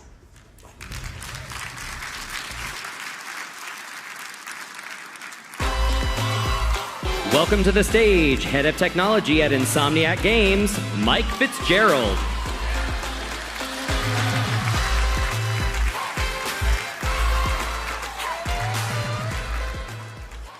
From our earliest days as a medium, technology has inspired game makers, and game makers have in turn pushed technology forward. From the first interactive experiences programmed on punch tape, to the breakthrough 3D engines of the 90s, to today's real-time ray tracing and world-scale simulation, video games regularly take the forefront of technology and make it fun. Whether these nominees bring stunning new rendering techniques, vast explorable landscapes, or new levels of interactivity, at their best, their technical achievement expresses the human creativity of their teams in new ways and makes the impossible feel possible. The nominees for Outstanding Technical Achievement are... The nominees for Outstanding Technical Achievement are Arc Raiders,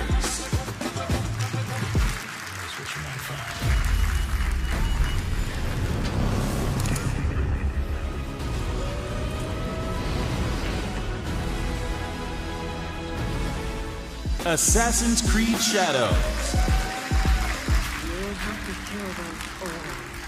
Do you understand?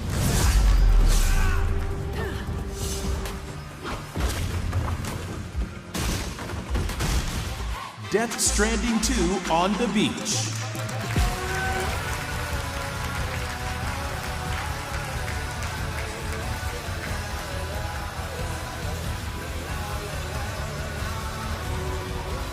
Donkey Kong Bonanza,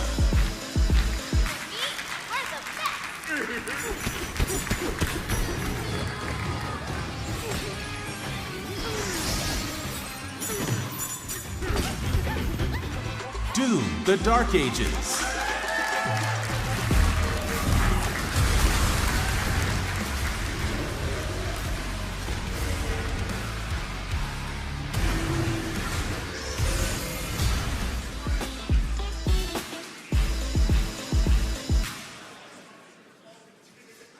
And the winner is Death Stranding 2 on the Beach.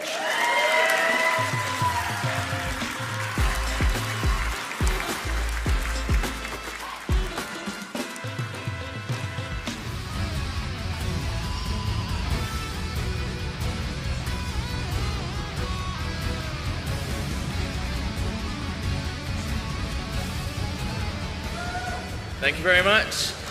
On behalf of everybody at Kojima Productions who can be here today, everybody at PlayStation Studios, and our lovely team at PlayStation Studios XDev, thank you very much to the Academy and to all of you fine folks. Have a nice night. Thank you.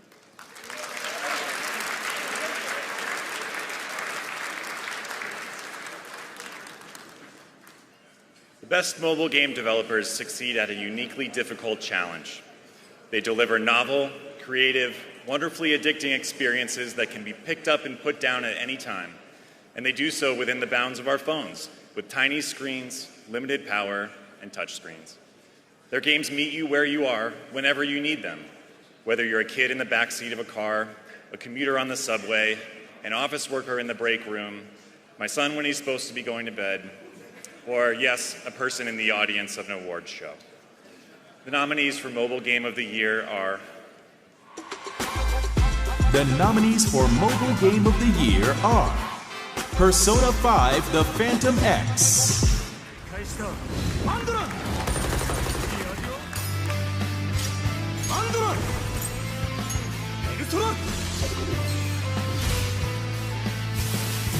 Uma Musume Pretty Derby,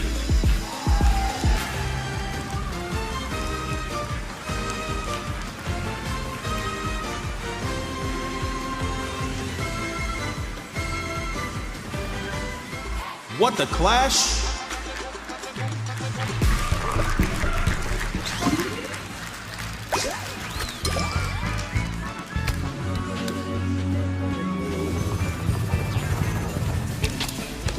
Where Winds Meet,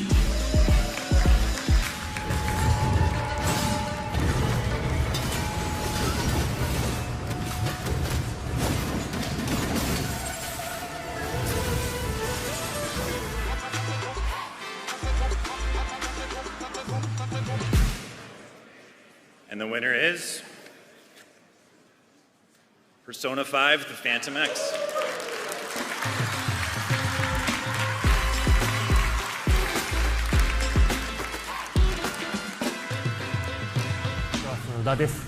このような栄誉ある賞をいただき、心から光栄に思います。ありがとうございます。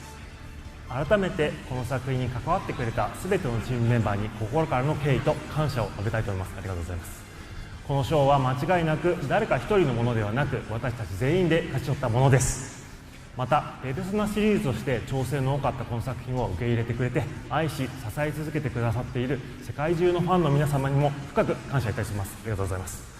これからも世界中の皆様に楽しさを届けられる作品作りを続けてまいります。セガの松永です。このタイトルに込められた挑戦、モバイルゲームでありながらペルソナの RPG 的な楽しさを届け続けるということは本当に3社が惜しみなくそれぞれできることに全力を注がなければ実現しなかったことだと思っています。考え方がまるで違う3つのチームが1つの作品を作り上げるのは本当に大変でした。本当に大変でした。本当に大変でした。お疲れ様でした。ですのでしっかり3社でこの栄誉を分かち合いたいと思います。というわけでバトンを北京にいる魏さんに渡しましょう。魏さん、どうぞ。感谢雨天先生、孙武先生，也感谢全球的玩家与评委。能获得这份荣誉呢，我们由衷的感到喜悦与感恩。它凝聚了三方团队的汗水与信任，也承载着每一位玩家的期盼与支持。无论地域如何，我们始终朝着同一个目标并肩前行。这个奖项呢，是属于我们所有人的证明。同时呢，我也特别想对我们所有的玩家说一声谢谢。你们的每一份鼓励，每一条反馈，我们都深深地记在心里。这份温暖的支持呢，也让我们更有勇气去面对每一次的挑战，打磨每一个的细节。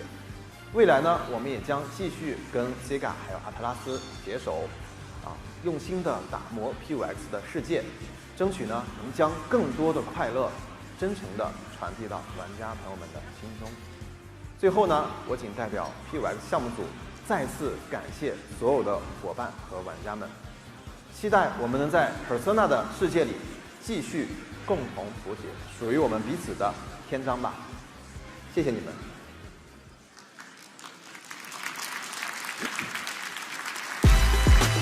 Please welcome back to the stage Greg Miller and Stella Chung.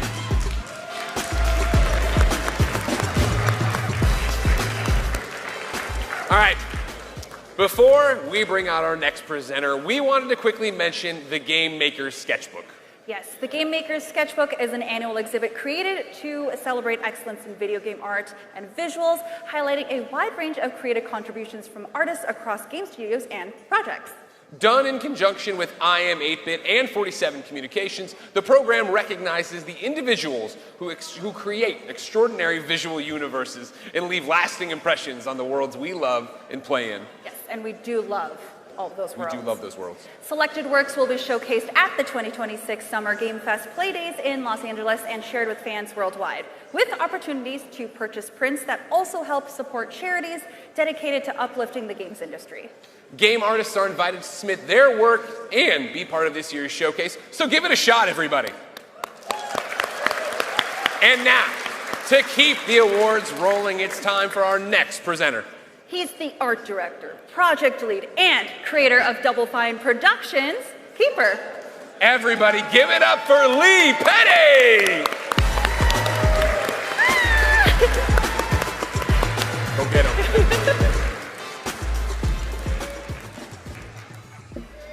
Hello.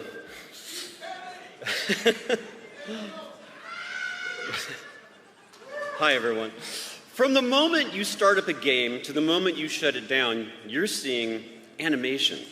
Your character jumps, animation. You kiss a hot alien, animation. You punch a dragon in the face, animation. A super smooth lady with extra fingers smiles at you in slow motion while her shoulder turns into a purse for a few frames. That's Gen AI. And it sucks. And you should hire a fucking animator.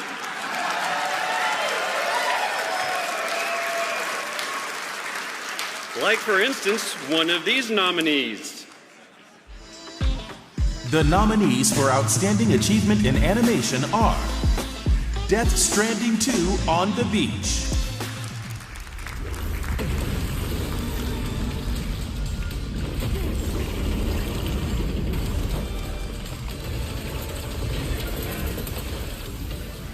Ghost of Yote,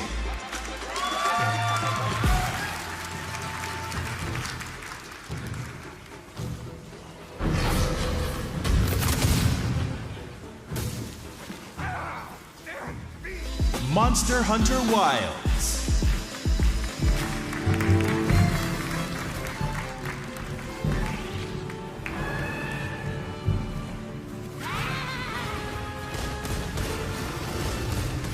South of Midnight,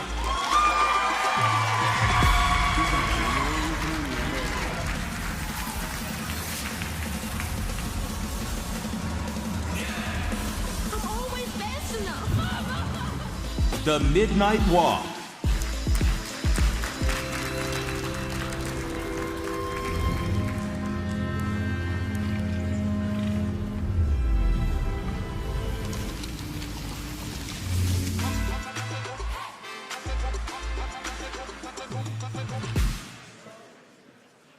And the winner is South of Midnight.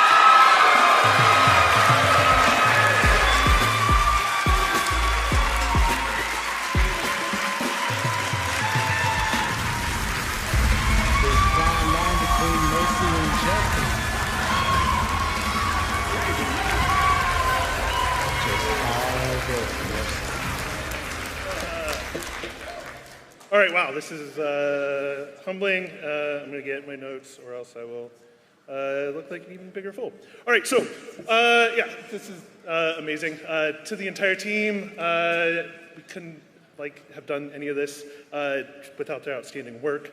But really, it's the entire support of the studio, of our partners in animation across different teams at Agora and Steamroller and Room 8, our capture partners at Beyond Capture, the Activision stage, our fantastic actors and performance director, and really it takes the entire support of the entire studio and of Xbox to say, hey, let's take something like frame rate that is sacrosanct and is meant to never be played with or messed with, and we said, what if we do that for the sake of art and craft and add in these imperfections in a place where perfection is demanded?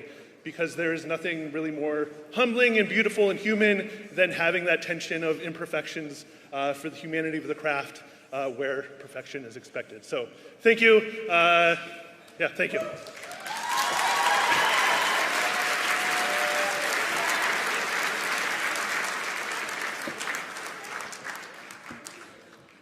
Providing great art direction for a game isn't just about mastering the pixels and the polygons.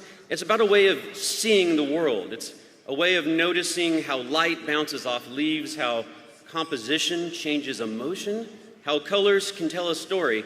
And it's about attending figure drawing first as an art student, trying to quickly capture the essence of the human form, and then later as a model, trying to slowly pay the interest of your art school loans. That is until you land a lucrative job in the games industry like these nominees.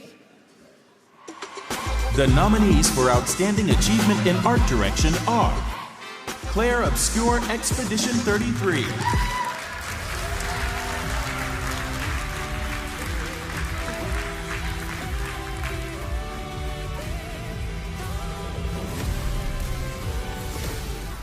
Death Stranding 2 on the Beach,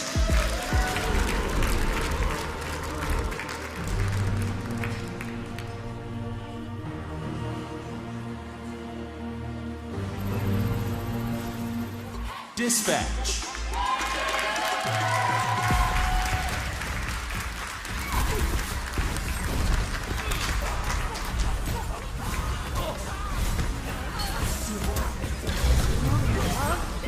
Ghost of Yote,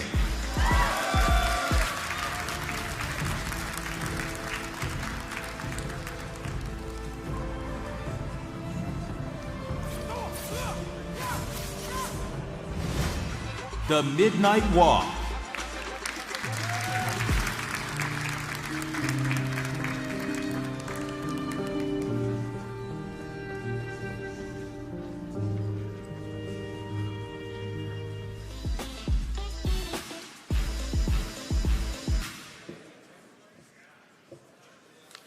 And the winner is Claire Obscure Expedition 33.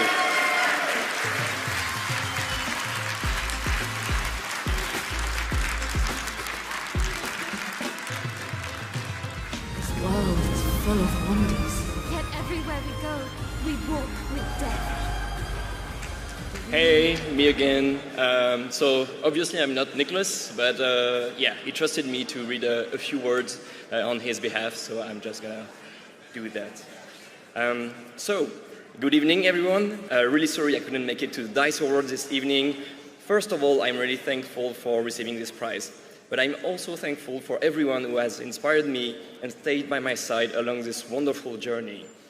Thank you to my wife, my partner in crime, who believed in me since the beginning. Thank you, Sandful, for the entire team to help bring my vision and creations to life. Thank you to Mom, Dad, and my sister, who encouraged me to pursue my passion. I also dedicate this in memory to my grandma, who passed away this year. And to finish off, I dedicate this award to all other artists who have inspired me along the way. Never stop creating, even in tough times. Thank you all, and have a wonderful evening.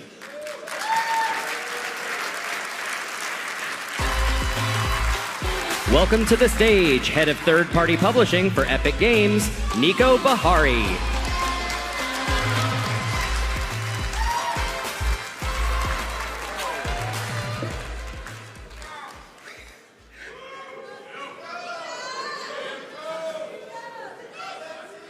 A lot of wine out there. Okay, great fighting game mechanics, aged like fine wine. With competitive scenes still playing the classics alongside the newest the genre has to offer.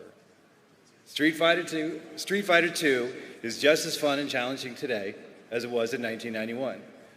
That special greatness is reflected tonight in nominees that include collections of some of the greatest fighting games ever made and new additions that will become future classics. They are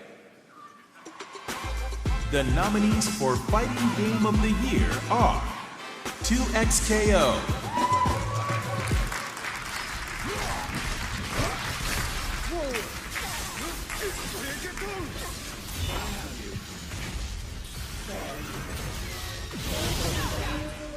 Capcom Fighting Collection 2,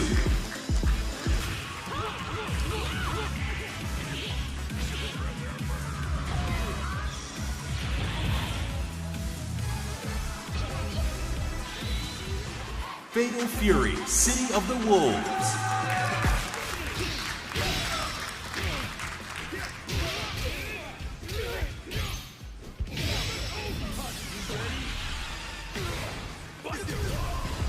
Mortal Kombat Legacy Collection.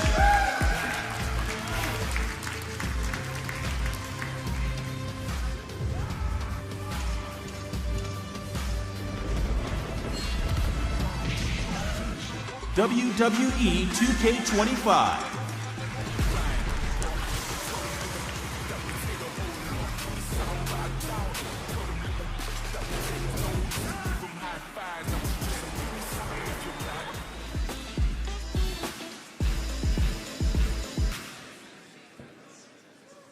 And the winner is Mortal Kombat Legacy Collection.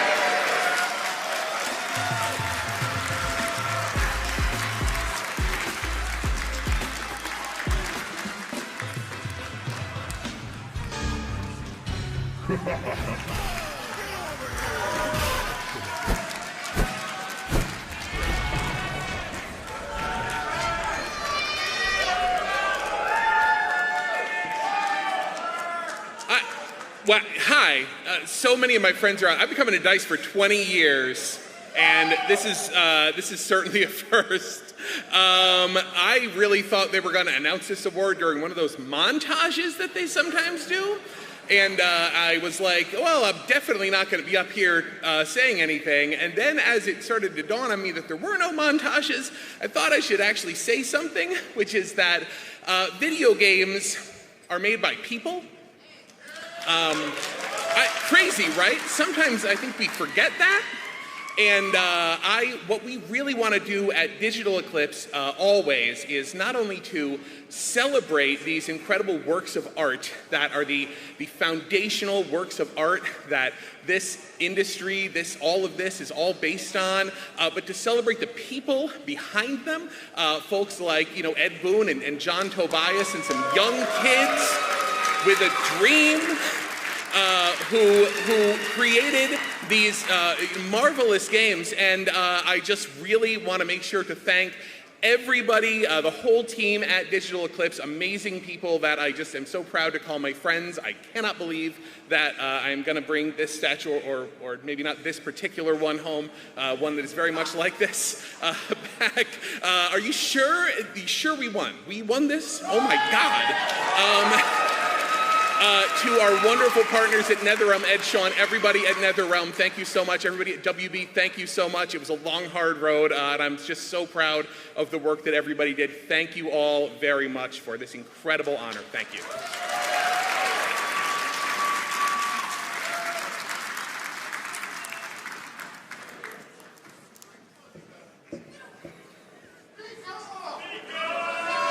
All right. The ability to connect completely different people online from different parts of the world, put them together on a team with one singular goal, is one of the really special things about the video game art form. All it takes is entering one match, and suddenly you have new friends, perhaps with someone from a different background, maybe somebody that doesn't even speak your own language. From working together as superheroes in Marvel Rivals, to sharing a story together in Split Fiction, the following nominees showed what great online games can do to bring us together. The nominees are... The nominees for Online Game of the Year are Arc Raiders,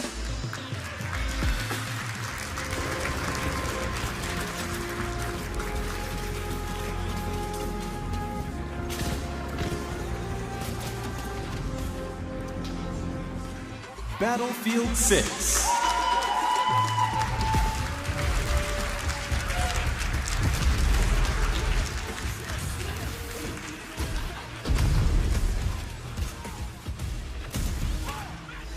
Mario Kart World,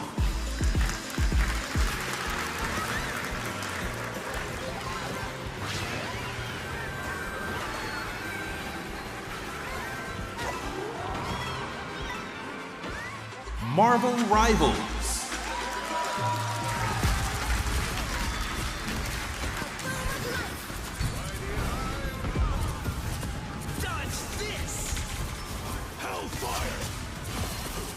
Split Fiction,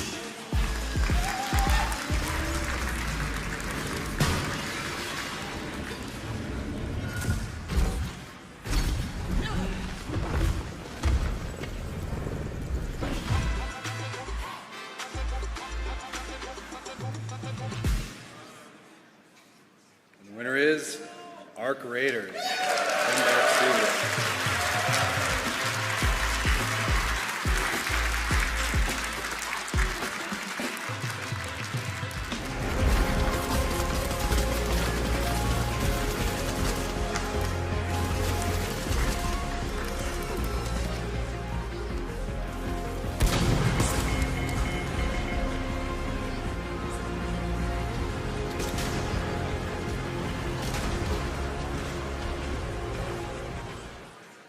Hi.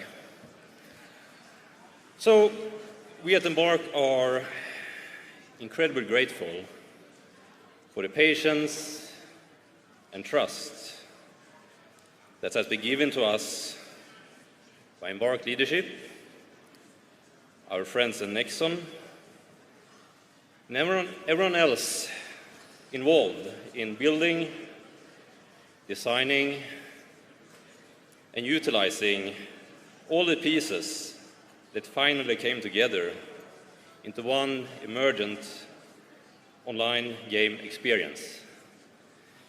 Thank you all.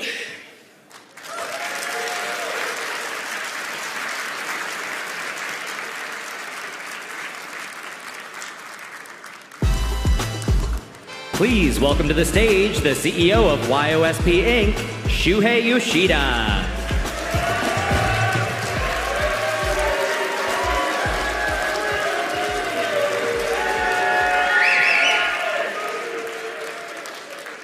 Thank you.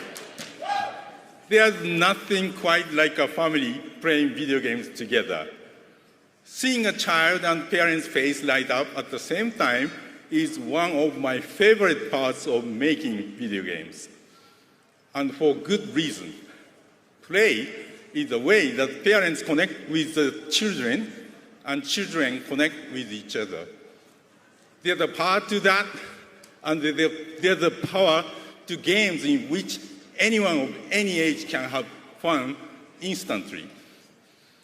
From fighting as your favorite superheroes to a technical puzzle game packed with music, the following nominations remind us of how good it feels when everyone can get the chance to play. The nominees are: The nominees for Family Game of the Year are Lego Party, Who will be our champion? Find out in Lego Party! Go! Well, that seems like a clear safety violation. Lego Voyagers,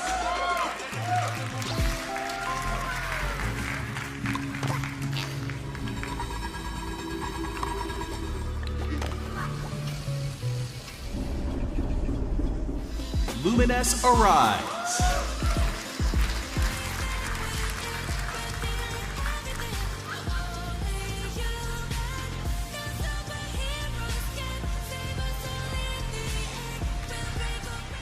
Marvel Cosmic Invasion,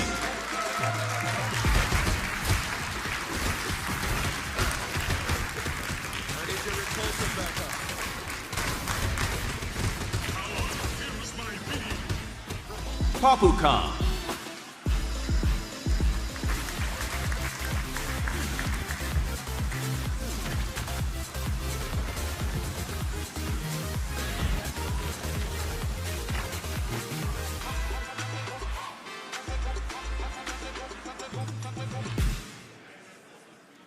and the winner is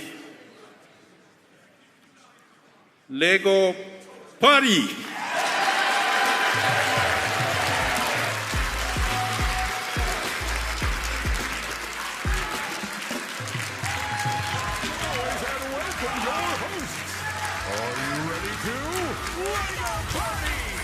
But I wonder if they have any idea what's in store for them.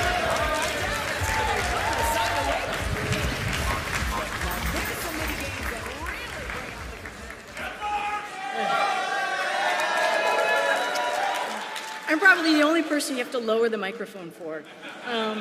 Thank you so much. Thank you, Shu. Cheers to the other amazing nominees for just great games in this category. Unfortunately, SMG could not be here tonight, and it's just a true honor to accept this award on their behalf. So to Mark and Ash and James and Harry and Sam and the entire SMG team and to all the builders, huge congratulations to all of you. We're so proud of you for all your amazing hard work and passion and dedication and silliness and joy that you brought to this game. It clearly shows. To Kate and the entire LEGO group, thank you for all of your ongoing support and for the partnership. And a very special shout out, a meaningful shout out to all the amazing people formerly of Private Division who touched this game before we did. Thank you for all of your hard work on it and for shepherding it.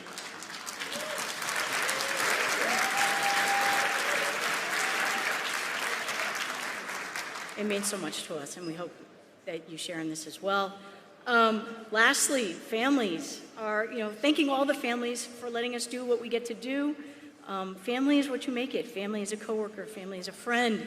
Family is the person sitting next to you, and the joy of being together and playing together and having just all of that fun in it. So thank you all the families and the players and for all the fun, and it just makes this so much more meaningful and special. Thank you.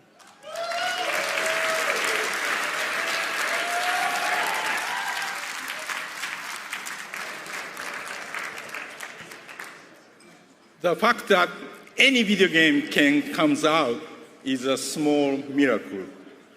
Even the biggest teams with the biggest studio support can still struggle to get a good game out the door. So I mean it when I say the nominees tonight for outstanding achievement for an independent game have my utmost respect.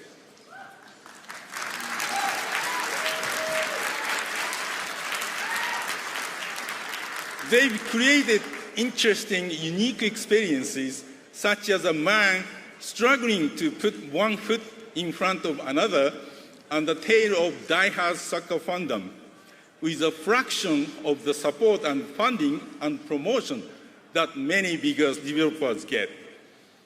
The nominees are: The nominees for Outstanding Achievement for an Independent Game are Baby Steps,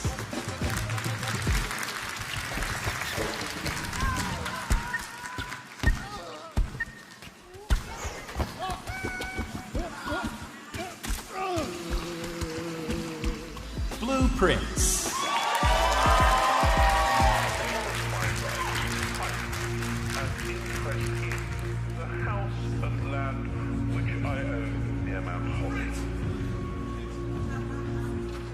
Consume Me,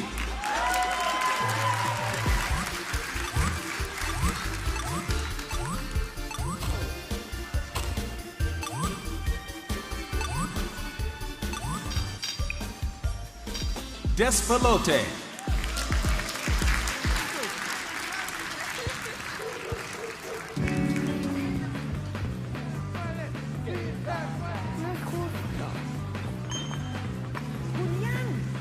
Dispatch,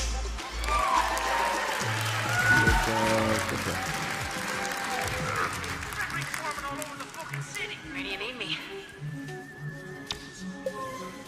Not bad. Not bad at all.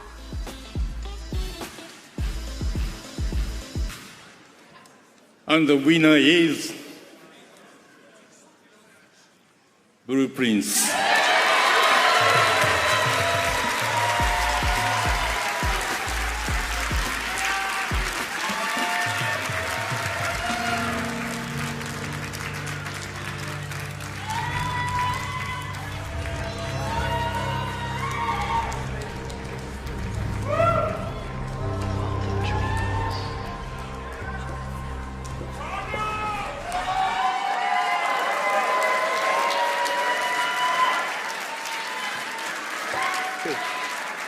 Thank you so much. I'm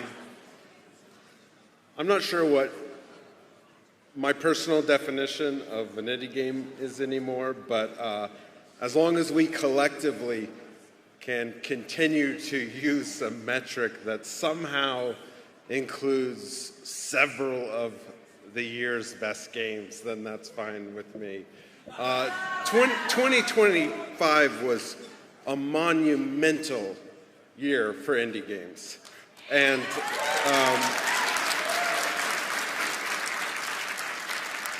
several of the games I played are among my favorites, including the fellow nominated games, which I completed all of them.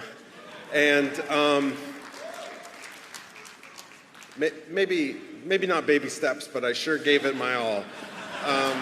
I got to the sandcastle, and there was like a yellow plastic oversized shovel that kind of put an end to it, and I also got excited to try to push that shovel across the world to try to create a ramp to sequence break. And anyone who has played Baby Steps knows what a great idea that was.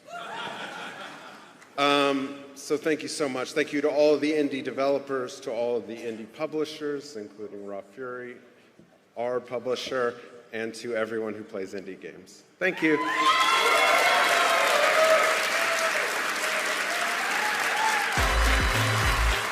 Please welcome the co-creator of Mortal Kombat and the Chief Creative Officer at NetherRealm Studios, Ed Boon.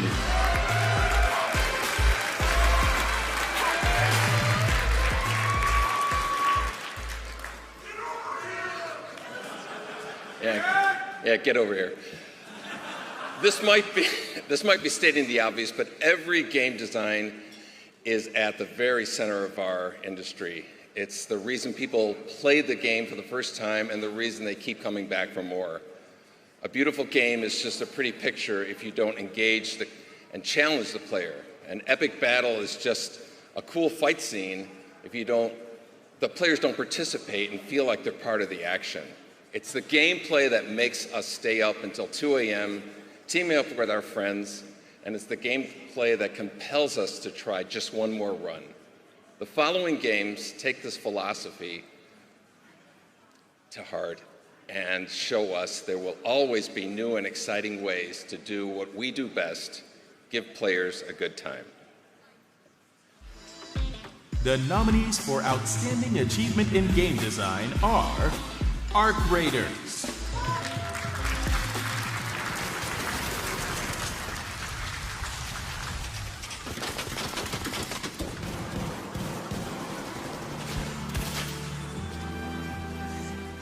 Blueprints,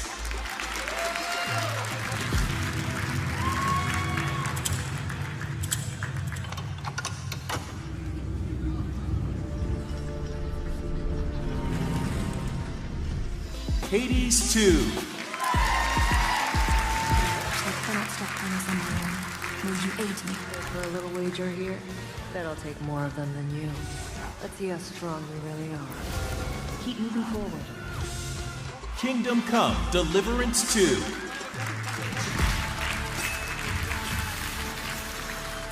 The plan is to get out of here, right?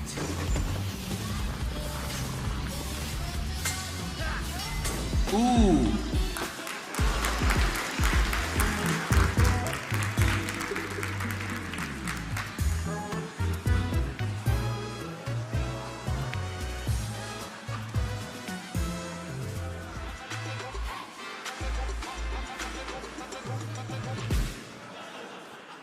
And the winner is Blueprints.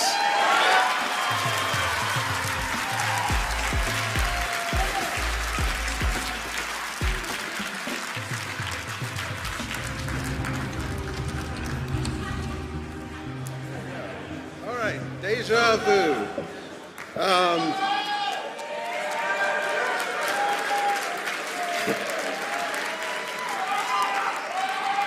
Thank you so much. I'm new at this. And on one hand, I've been working in games for 10 years, but it's kind of strange because I didn't actually meet a single person in the industry until my game was finished, which was just recently. So I feel very welcomed that you guys are bestowing on me not one but 2 honors, and so thank you so much.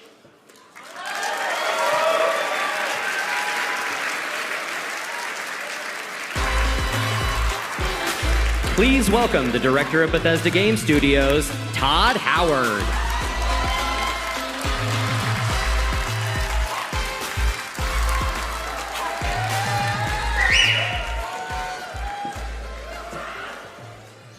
When you look at all the craft awards tonight, from art to design to technology, there's one that ties them all together, that acts as the glue, the craft that exists in the space in between, and that is game direction.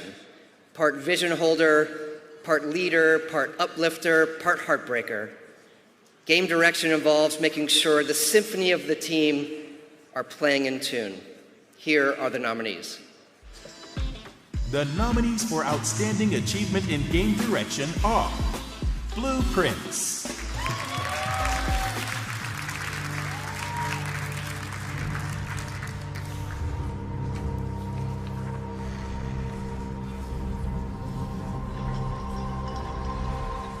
Claire Obscure Expedition 33, letting my arrow die out here. Keep going like nothing happened. As long as one of us stands, our fight is not over. Ghost of Yote, People such as you and I cannot resist the call of your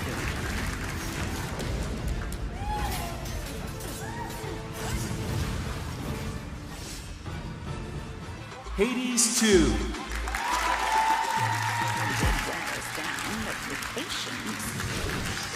Withstand him until our night arrives.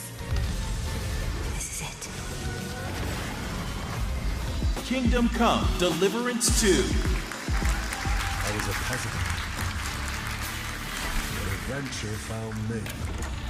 I only hope I live long enough to avenge the ones I lost.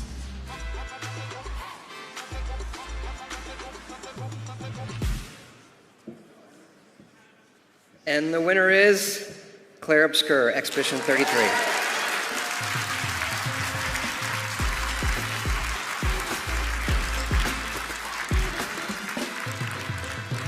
You know what we must do when one falls. Being out here isn't what I expected.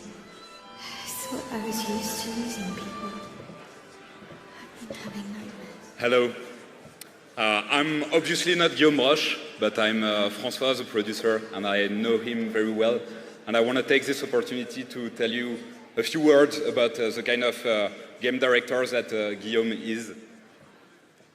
I think every game director has to be a leader, and there are like many different kinds of leadership. I think Guillaume is a leader as being an example, and you need a video game maker to lead other video game makers. And he's a true creative powerhouse, and he's a true like Swiss Army knife. From the very beginning, he was heads down into the engine, and for all these years, every day, he has been like connecting assets, developing blueprints. Many nights, he has invented the world, written the story, the dialogues. He has worked on technical animation. He has directed voice actors, mocap actors, and on top of that, like edited some of the most iconic cinematics of the game and trailers. So it was like really a great proudness and joy for all of us to have participated and worked to bring your vision to life. And bravo, my friend.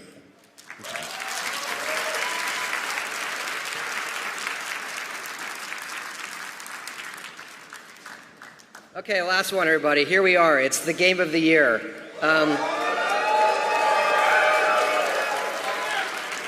First, I think it's great to congratulate everybody here tonight, everyone, and the games represented here. It's incredible to sort of take a moment, close your eyes, and think of your personal journey that led you here to this spot. Whether you're one of the creators or whether you're someone who supported someone doing it. I know it's hard to imagine when you started that you would be here. Next, I'd like to really give a heartfelt thank you to everybody involved with the Academy of Interactive Arts and Sciences, led by the amazing Megan Scavio. For Megan.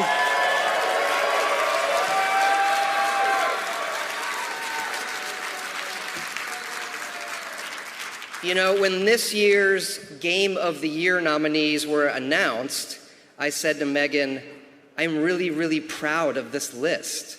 When you look at the diversity of styles, the level of creativity and artistry in these games, they truly show the world that this is the world's best form of entertainment. Let's look at the nominees. The nominees for Game of the Year are Arc Raiders,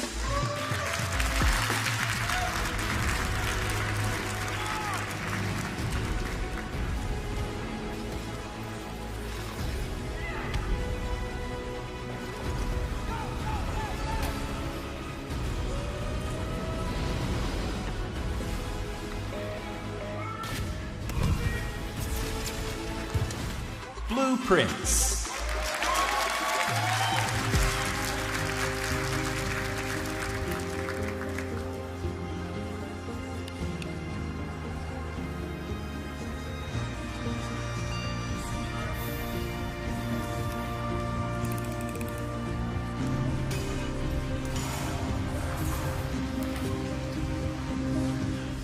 Claire Obscure Expedition 33,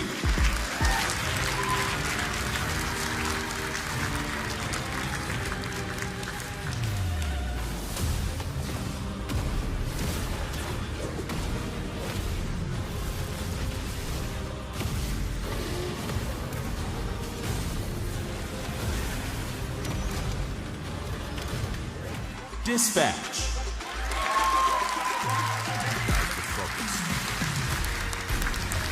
Easy, look out! You want to get people hurt? Get people killed? A real hero puts their ass on the line. Come on! I only came in as I thought we were playing Magic the Gathering tonight. I am hoping we still may. Ghost of Yote,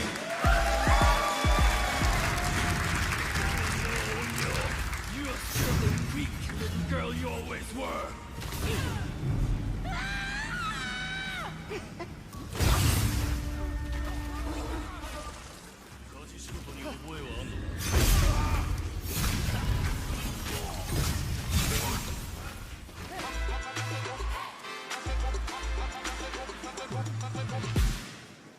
And the Game of the Year is Claire Obscure, Expedition 33.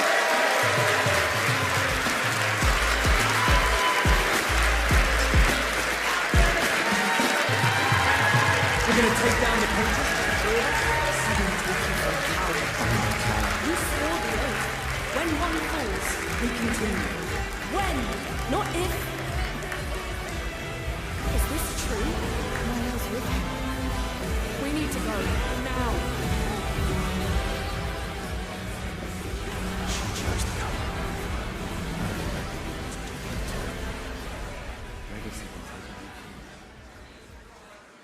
And an incredible thank you to all of you and to those incredible persons here.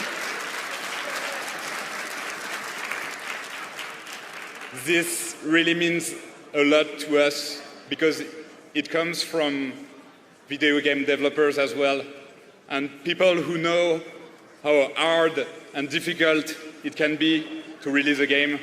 And honestly, I truly believe that any game that makes it to a release deserves an award.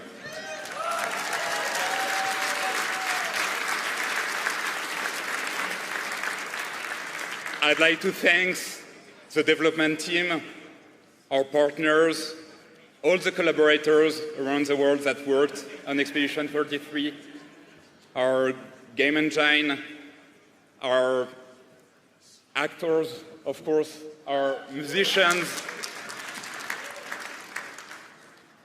I'm sure I'm forgetting some people. I'd like to thank also like our publisher, Kepler Interactive, who believed in us really early and who enabled us to unveil our own potential. I'd like to salute again Guillaume Broche, who's really sad that he cannot be here tonight. Thank you, Guillaume, for your vision, for the story, the game design, your creativity. And yeah, we wish you were here tonight with us because like this is a lot because and thanks to you. And at last, I'd like to say a few words for the industry. Many of us in the team are new into that industry. Jennifer and I weren't in video games before we started Central Interactive. Lorient is shipping his first original soundtrack as a composer. Nicolas, our art director, was in live entertainment before shifting to video games. And what I realized is that in most industries, companies see themselves as rivals or competitors. And what struck me the most when starting Central Interactive is the spirit of cooperation among video game studios. And that meant a lot to us, and we hope to give back a portion of all the advice and help we got from the industry from the very beginning.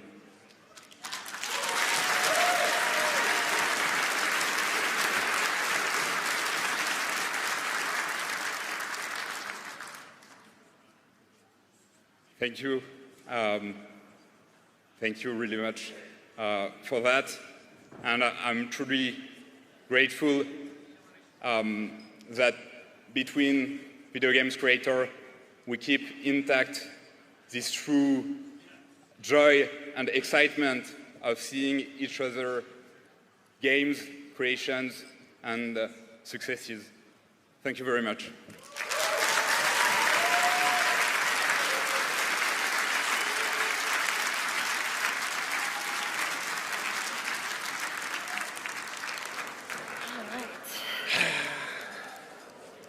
So glad I get to do this in front of people. All right, so you're gonna have to pay up, man.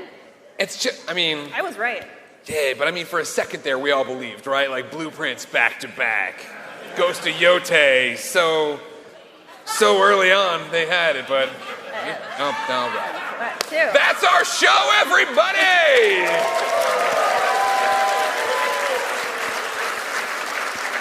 Yes, congratulations to all the nominees and winners. Thanks, of course, to the Academy of Interactive Arts and Sciences. And, of course, thank you to everyone watching here and at home. The show may be over, but the party is just getting started. Yep, that's right. The celebration continues right here, so grab a drink and let the mingling commence. Good night, everybody. Thank you so much. Another great dice!